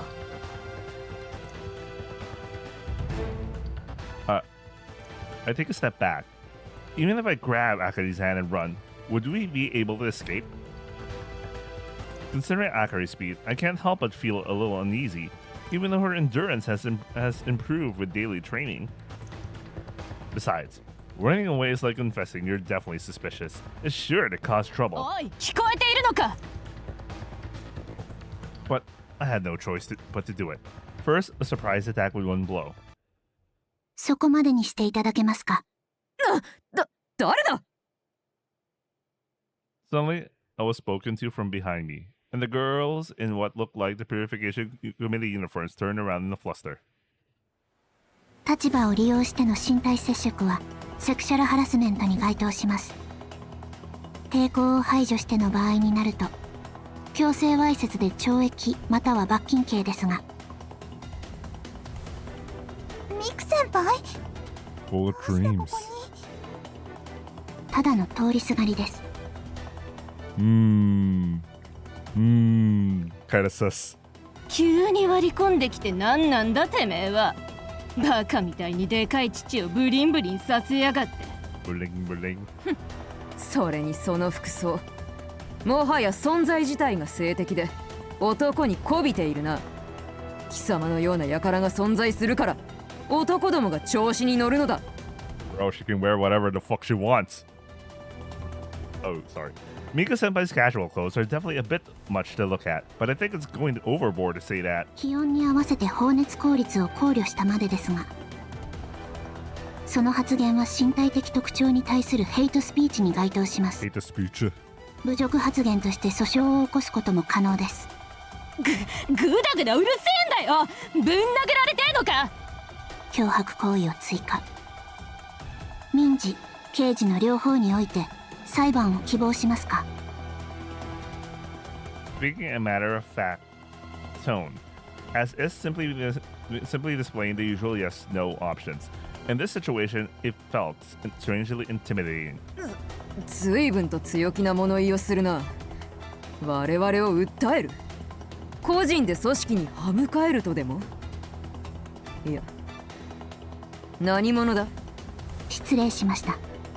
自己紹介がまだでした。Like I said, Mika Senpai took out her student ID. 国家保安隊附属アカシア女子学園2学年の森谷美久です。保安隊の関係者かよ。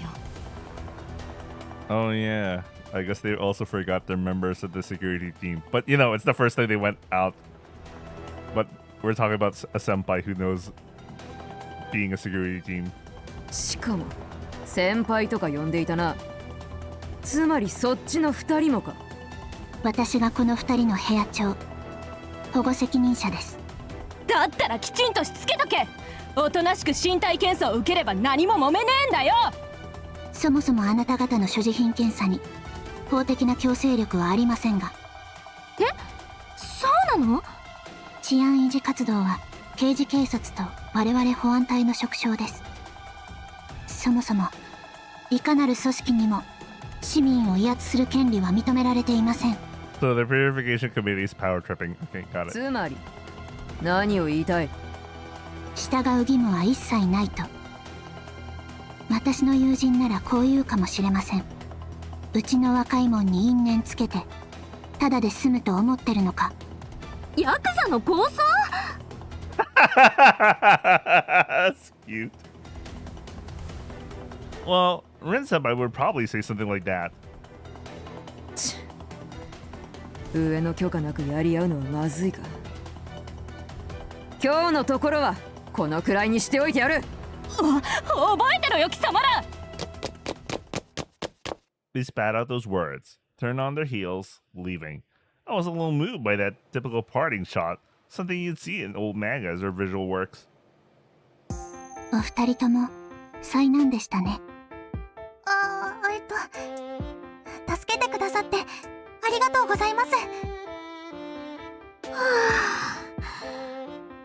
本当に助かりました。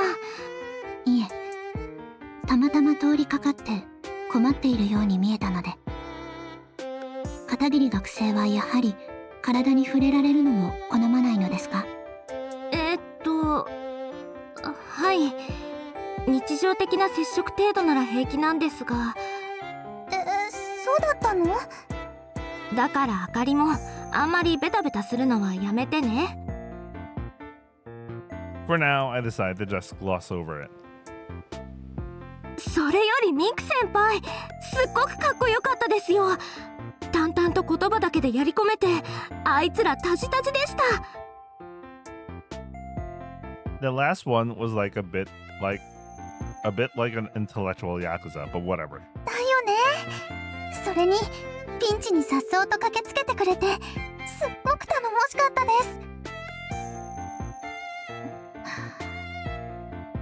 す。そうですか。 I like the blush. Her reply was curt, but her cheeks were slightly flushed. She might be embarrassed. それよりこの場を離れましょう。仲間を連れて戻ってこられると厄介です。あ、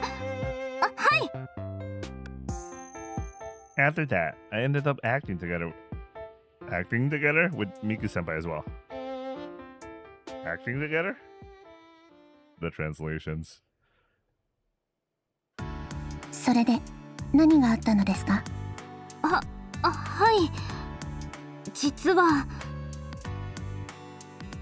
To avoid any trouble, I went straight back to the dormitory without making too many detours. I bought some MLT from a stall on the way, and I'm conducting this interrogation while drinking it in my room. なるほど。コミックを探していたのですか？はい。まさか禁止されているとは知らなくて。If it was Miku Senpai who had helped me, there wasn't really anything to hide. Thinking that way, I decided to tell her everything honestly. 有害図書は非推奨なだけで、別に禁止はされていません。Okay. そうなんですか？ For some reason, even Akari, who had lived in this town since she was little, seemed surprised. The propaganda guys. 法的にはそうなっています。世間での捉え方は異なるようですが。Oh, okay. That is a huge difference. 知らなかったです。 Even if it's self-regulation, if we increase the pressure to conform, we can practically make it a ban. That seems to be the idea. 探していたのは何というタイトルのコミックですか？はい。ドラゴンスクエアと2ピースです。 I had no idea. I have no choice but to answer my senpai's question, but it tilted my head slightly, wondering what she'll do with the information. 有名な少年漫画ですね。やはり姉妹ということでしょうか？八重花が何か？どちらも全巻揃っているのでついてきてください。 Yo! Miku Senpai! Holy shit! Holy shit! Miku Senpai! Holy fuck, man! I kneel! 揃ってるって。姫の学生はどうしますか？一緒に行きます。では行きましょう。 Not understanding a thing. I practically downed the milk tea I have been drinking. こちらです。 I was led out of the room, guided to a corner of the first floor of an old school building. I think this building wasn't used for classes, but as club rooms and storage, or something like that. They have clubs? They still have clubs in military school? I guess, but... 校舎に私服で入ってよかったんでしょうか？ここは交友会でのみ使われている場所ですので、寮内と同じ扱いです。 The Alumni Association is a student-run self-governance organization. Sumari is like the Setokaicho that you see in old manga, an organization that oversees committee and club activities. Apparently, some outstanding students have been selected and are participating in activities as part of their training for organizational management, but that's none of our business as new students, at least for now. 説明したとは思いますが、私服が許可されるのは休日の外出時間のみです。夜の点呼までには制服か作業服に着替えるように。大丈夫です。ちゃんと覚えています。いいでしょう。ちなみに2人ともまだクラブ活動には参加していませんね。Oh, they do actually have clubs. はい。どこに入るか決めかねていて。 Those applications are submitted through Miku Senpai, who's the head of our dorm room. Of course, she knows about them already. 前例では最低1つは所属することになっていますので、早いうちに決めてください。I wonder what's our club. わかりました。 In my case, I tend to avoid getting too involved with other students, so it feels like I'm just running away. But there didn't seem to be any point in resisting, so I nodded obediently. というわけで、まずはここを見学していってください。Pulling our heads at the lack of explanation, Senpai was knocking on a door to a certain room in the secluded area. And at the same time, I could hear rustling sound from inside the room, like something was being tidied up. こ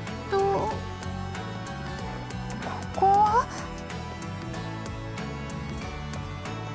I looked up at the plate hanging above the door.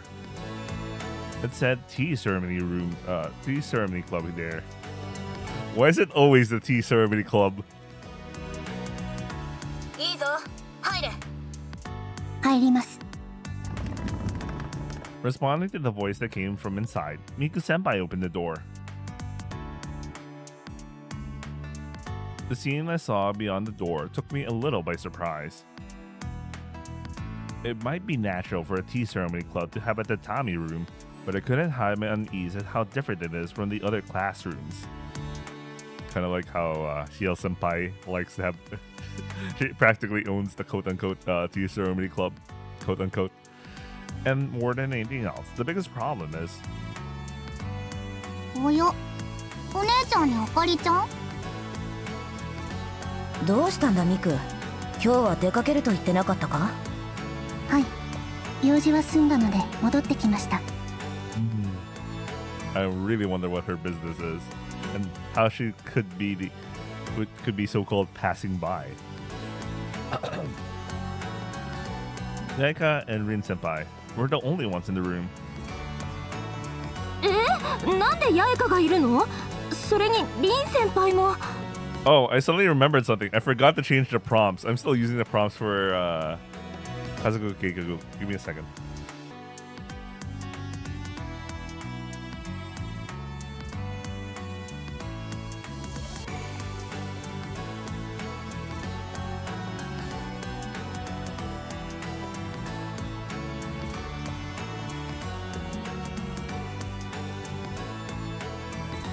Okay, I got a little distracted.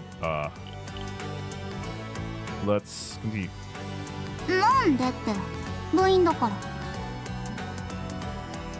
ら。私はここの部長だ。なーに？そのこの世の終わりを見たみたいな顔。だって八重香が茶道って嘘でしょ？どういう意味？似合わないにも程がある。完全に本気の目で言いやがった。似合わないって言っても凛先輩ほどじゃないっしょ。殴るぞ貴様。50歩100歩っていうか、やっぱり八重香に茶道はありえないでしょ。私はさらにありえんと貴様も殴られたいようだな。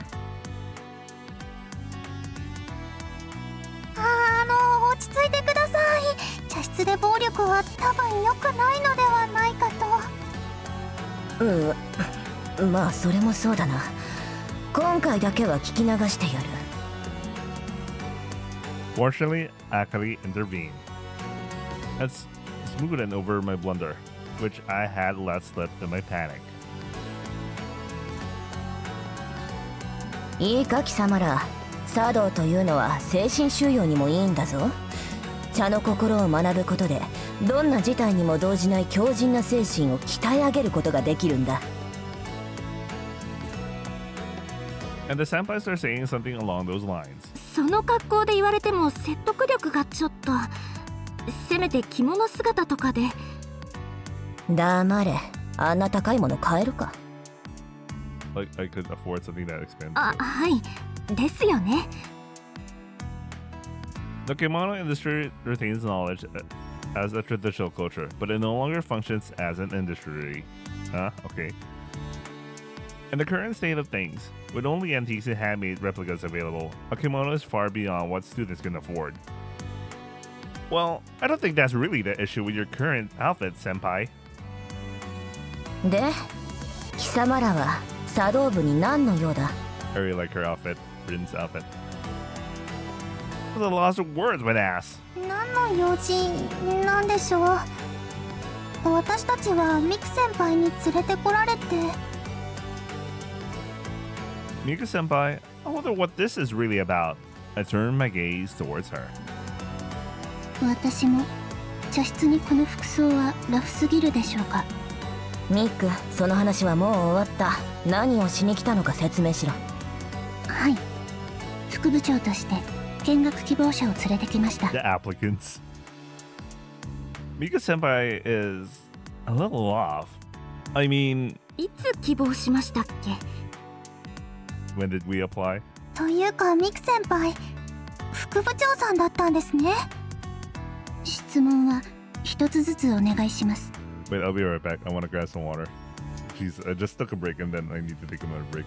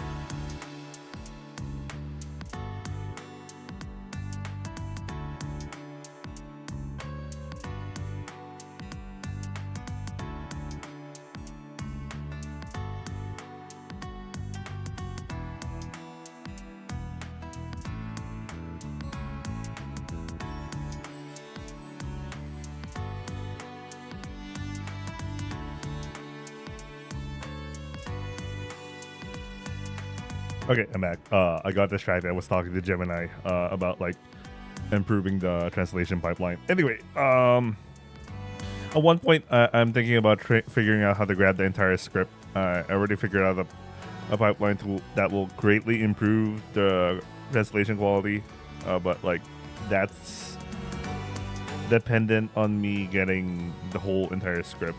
I already have an idea how to extract the whole script, but I just couldn't get it to work yet, but I think I'll be able to figure that out. Who knows, I could actually make a patch. I don't know. It's just an idea. Anyway, but it's an idea, but you know. Anyway, let's continue. なら私の質問からだ。どっちの見学だ？ I'm confused because I don't understand the meaning of those words. 今日お茶を立てていないことは把握していました。なるほど。つまり Morning. Rin Sensei is giving me a scrutinizing look, as if appraising my word. I can't quite grasp the situation. Rin Sensei? Normally senpai, but I guess I can't tell if it's because of the context that they're in the club. 先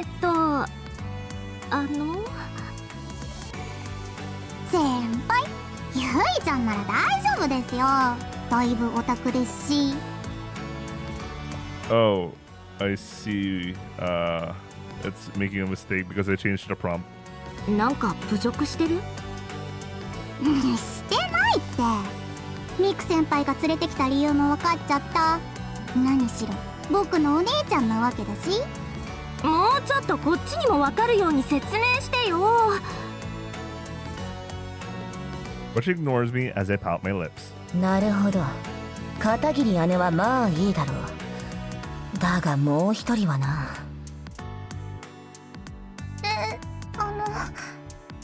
私が何か。 So I'm guessing all three of them read manga. Okay, I get it. But Akari is a different case.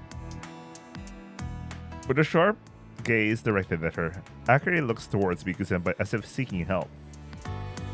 リン、懸念は理解しますが、彼女も入部資格は満たしています。わかっている。だが、よりにもよって姫野か。Wait, what happened? Oh shit! I forgot to click on my fucking LLM. Yeah. So my virtual machine, if I don't click it from time to time, it shuts down by itself. Give me a second. That's so pathetic. I'll be right back.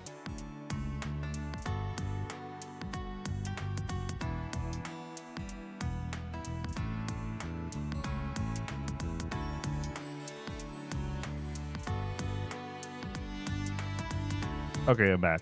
I was in conversation while I was reloading the model. I was talking to GPT, ChatGPT, and Gemini about improving what Luna Translator can do. So let's see if this works out. If it doesn't, oh well. その発言は差別的な扱いに該当する可能性が。わかったわかった。お前が正しいからそれ以上は勘弁してくれ。Okay, it's a little slower because it's doing a lot of processing right now.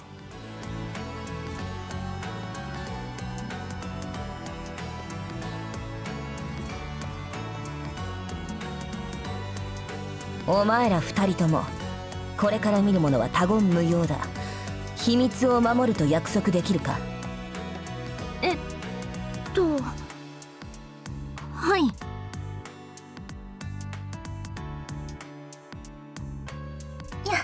約束します。 Wait, give me a second. I'm gonna ask ChatGPT to process something to make this faster because this is slow. There's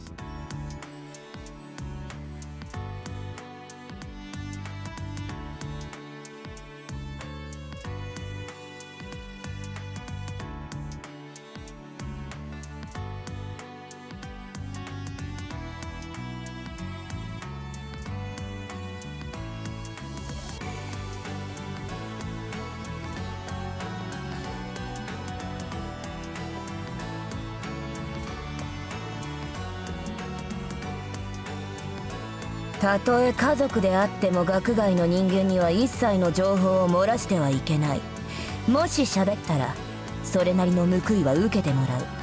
いいな。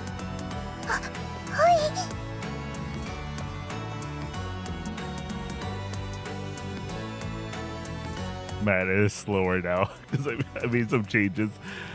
We nodded, tense with anticipation about what was to come. So, よし、お前らを信じよう。やいか。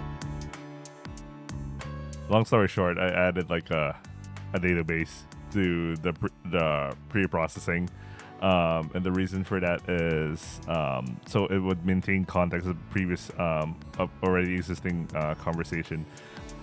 Since I don't have access to the full script, obviously having full access to the full script makes this better. The best I could do is like it will look back on previous conversation, previously translated text. It's going to look into the database of translated text and maybe even the original text to infer context. But you know, I don't know, man. This is just like whatever. There's notable performance difference now. よし来たご会長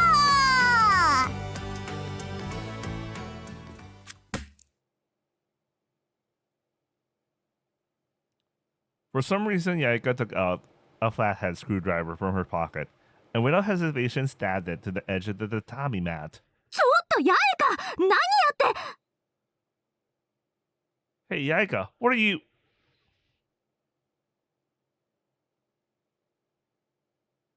But those words didn't last until the end because...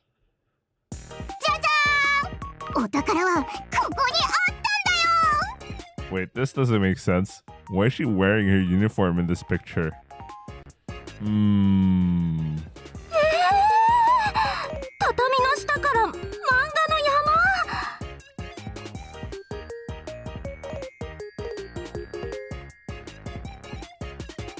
Underneath the tatami mats, which had been pried open with a screwdriver. 茶道部というのは仮の姿その実態はこのお宝を代々受け継ぐ隠れオタクの集会所だったんだよ Okay. なんだっ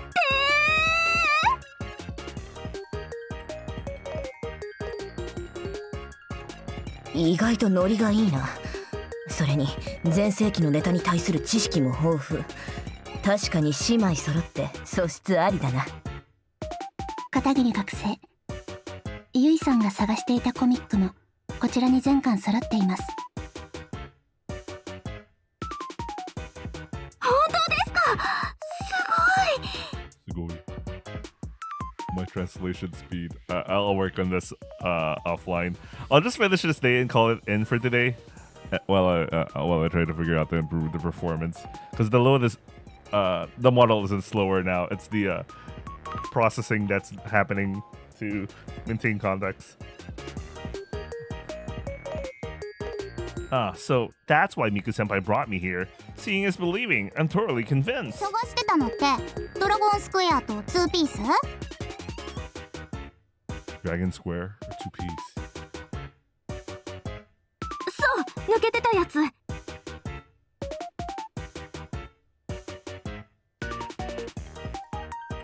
すっごい気になるって悔しがってたもんね。イエガーの続きも完結まであったよ。Jaeger. 嘘。あれって未完じゃなかったの？すごく最高の終わり方だった。Yeah, I'll work on the script improvements and the performance. What should I do? Seriously, this is a treasure trove. I can't wait to read them.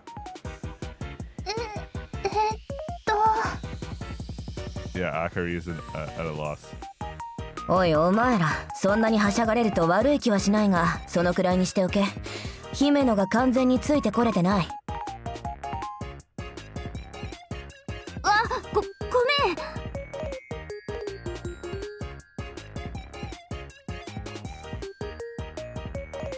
めん。いえ、ゆいちゃんが見たことないくらいご機嫌なのでちょっとびっくりしましたけど、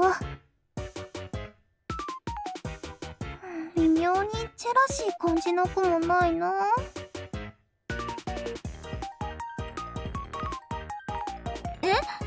んて？ Bro, the performance difference. At least it looks kind of better. It looks kind of better, but not necessarily. I want to see how it handles like handling object of the person pronouns. しかし、片桐姉と妹、お前ら姉妹揃って少年漫画が好みなんだな。あれらはもともと男性向けの作品だぞ。それは Even the translation style 実 change. 家にあった蔵書の傾向がそういうのが中心でしたので。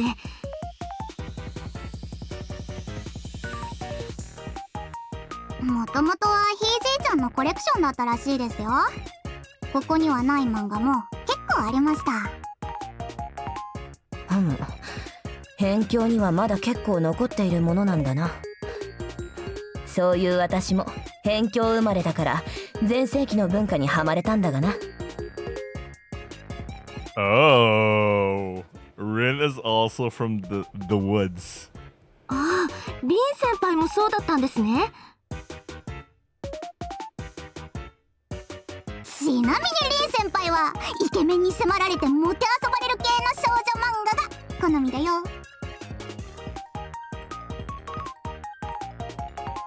Oh, that's very cute considering Rin's tough girl image. うるさい、別にいいだろう。悪いとは言ってませんよ。性癖は人それぞれですし。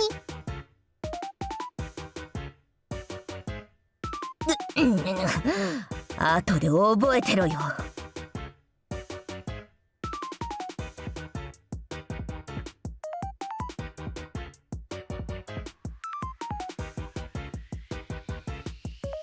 Somehow, Yaika had managed to get her hands on Senpai's weakness, even as my own Shimai. As my Imoto, she's terrifying. でも茶道部にこんな秘密があったなんて驚きました。他の人たちは知らないことなんですか？いや、まあ知ってるやつは知ってるし、公然の秘密って感じなんだが、建前としては真面目な茶道部だ。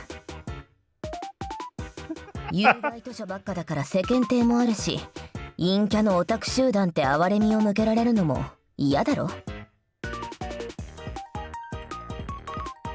socially awkward 週 otaku. に一度はお茶を立てる活動もしています。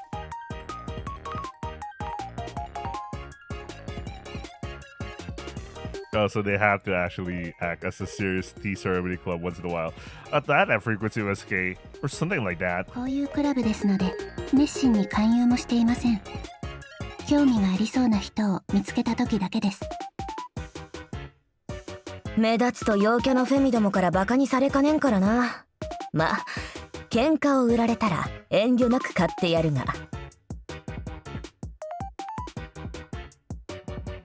I think I like Akari more.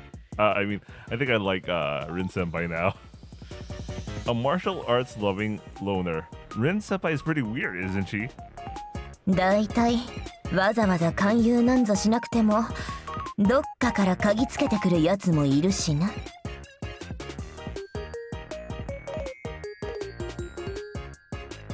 Rin Senpai glanced at Yaika as she said that. 八重香はどうやってここのことを知ったの？リン先輩のデスクにね、エッチな漫画の表紙だけ掛け替えたやつがあって。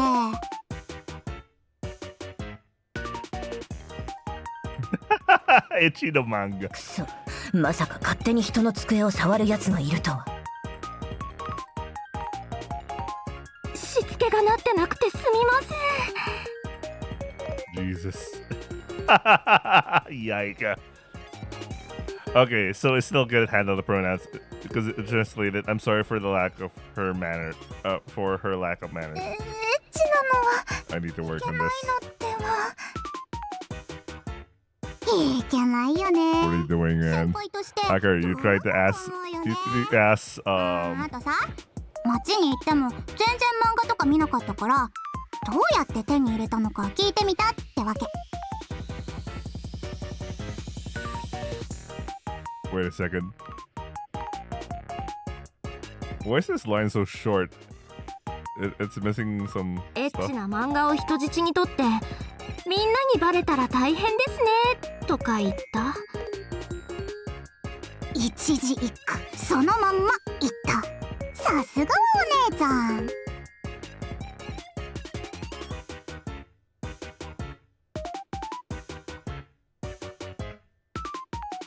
It's easy to imagine what my Imoto would do. I hadn't been her Vanessa for nothing. 僕もこういうの読みたいって言ったら快くここのこと教えてくれたよ。黙ってる代わりにな。すみません、本当にうちの妹がすみま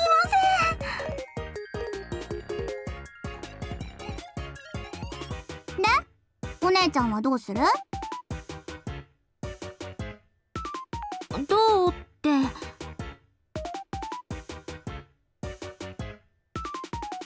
入部するの？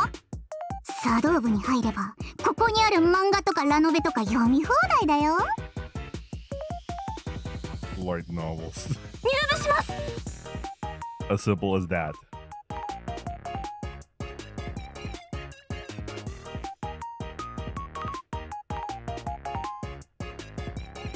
Her volumes have been wanting to read for ages, so there was no room for hesitation.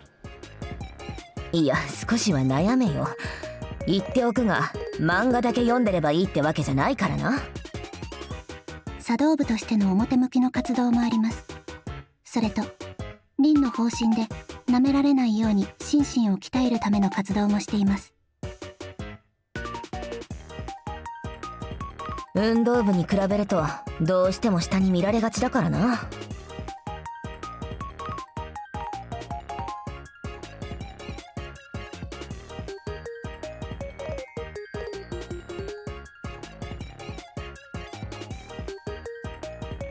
I feel like we've added even more on tea ceremony-like elements, but this isn't the kind of thing that would intimidate me. あと表現の自由戦士としても活動してもらう。Oh, okay, the title of the chapter. それって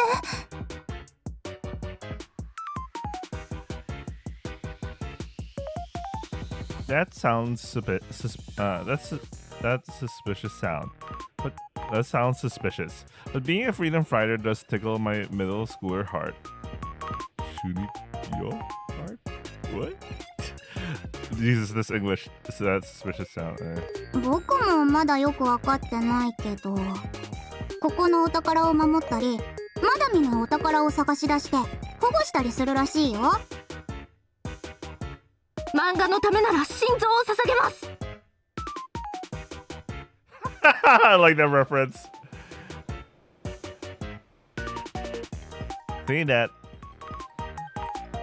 I struck a pose with his fist against his left chest. It was an imitation of a salute from a famous manga from the last century. Shinzo Sasageyo. 過去一で本気の目してるなお前。国に命を捧げろって言われた時は聞き流してたか？ I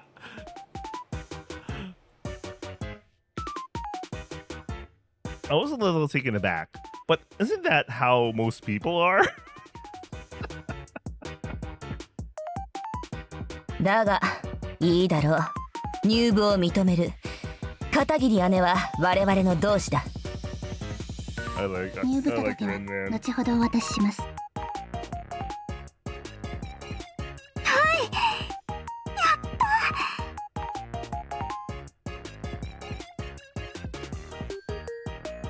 姫野はどうする？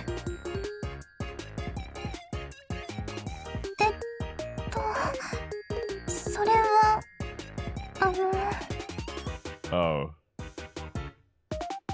Oh, okay, wait, model the shit itself. あかりも一緒に入ろうよ。よかったらおすすめの漫画も教えてあげられるし、本当に面白い作品って人生で一度は読まないと損だから。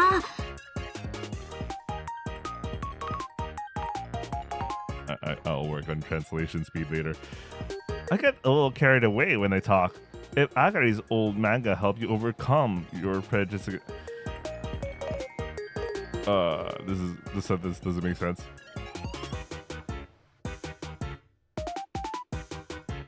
If Akari's read old manga helped her overcome her prejudice against men, that would be absolutely wonderful. ゆいちゃん、本当に入るの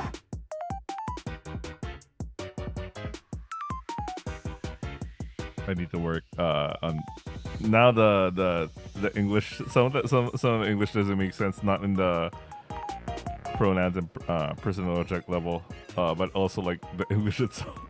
However, Akari didn't seem enthusiastic. On the contrary, she looked at me with eyes that seemed to fear a delinquent. もちろん入るけど。有害図書はやっぱり読まない方がいいんじゃ。何か悪い影響があるから規制されてると思うの。そんなことないよ。仮に何か良くない描写があっても、そんなの真に受けて影響される方がおかしいんだよ。漫画は全然悪くない。読んでみれば絶対にわかるから。This is how it starts. This is how you convince your normie friend. It's totally perfectly fine to watch Yosuga no Sora. Oh, you know what? We could do that as a next VN. I watched the TV show, but I never watched I never read the VN. We should read that. We should read that, man. We'll read that shit. でも That'll be keto.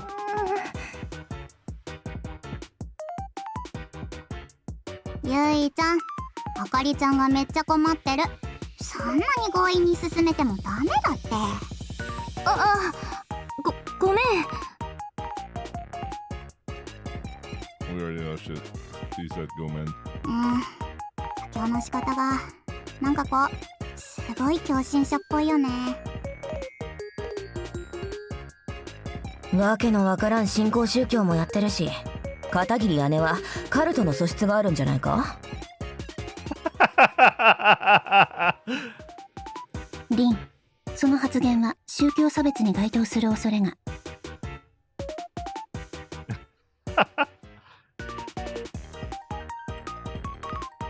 I was getting a really earful about. She was getting a really earful about something. そういうのじゃないですから。私ちゃんと空気も読めるし常識もわきまえてます。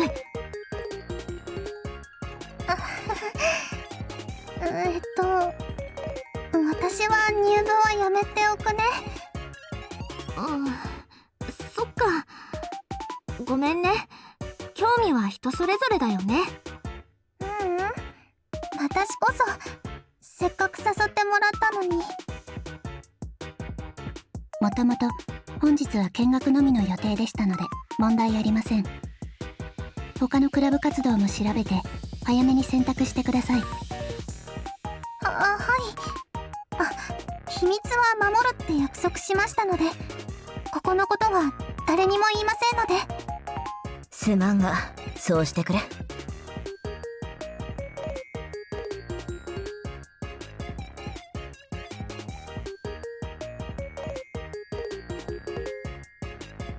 It's a shame, but if I calm down and think about it, Akari's attitude might be normal.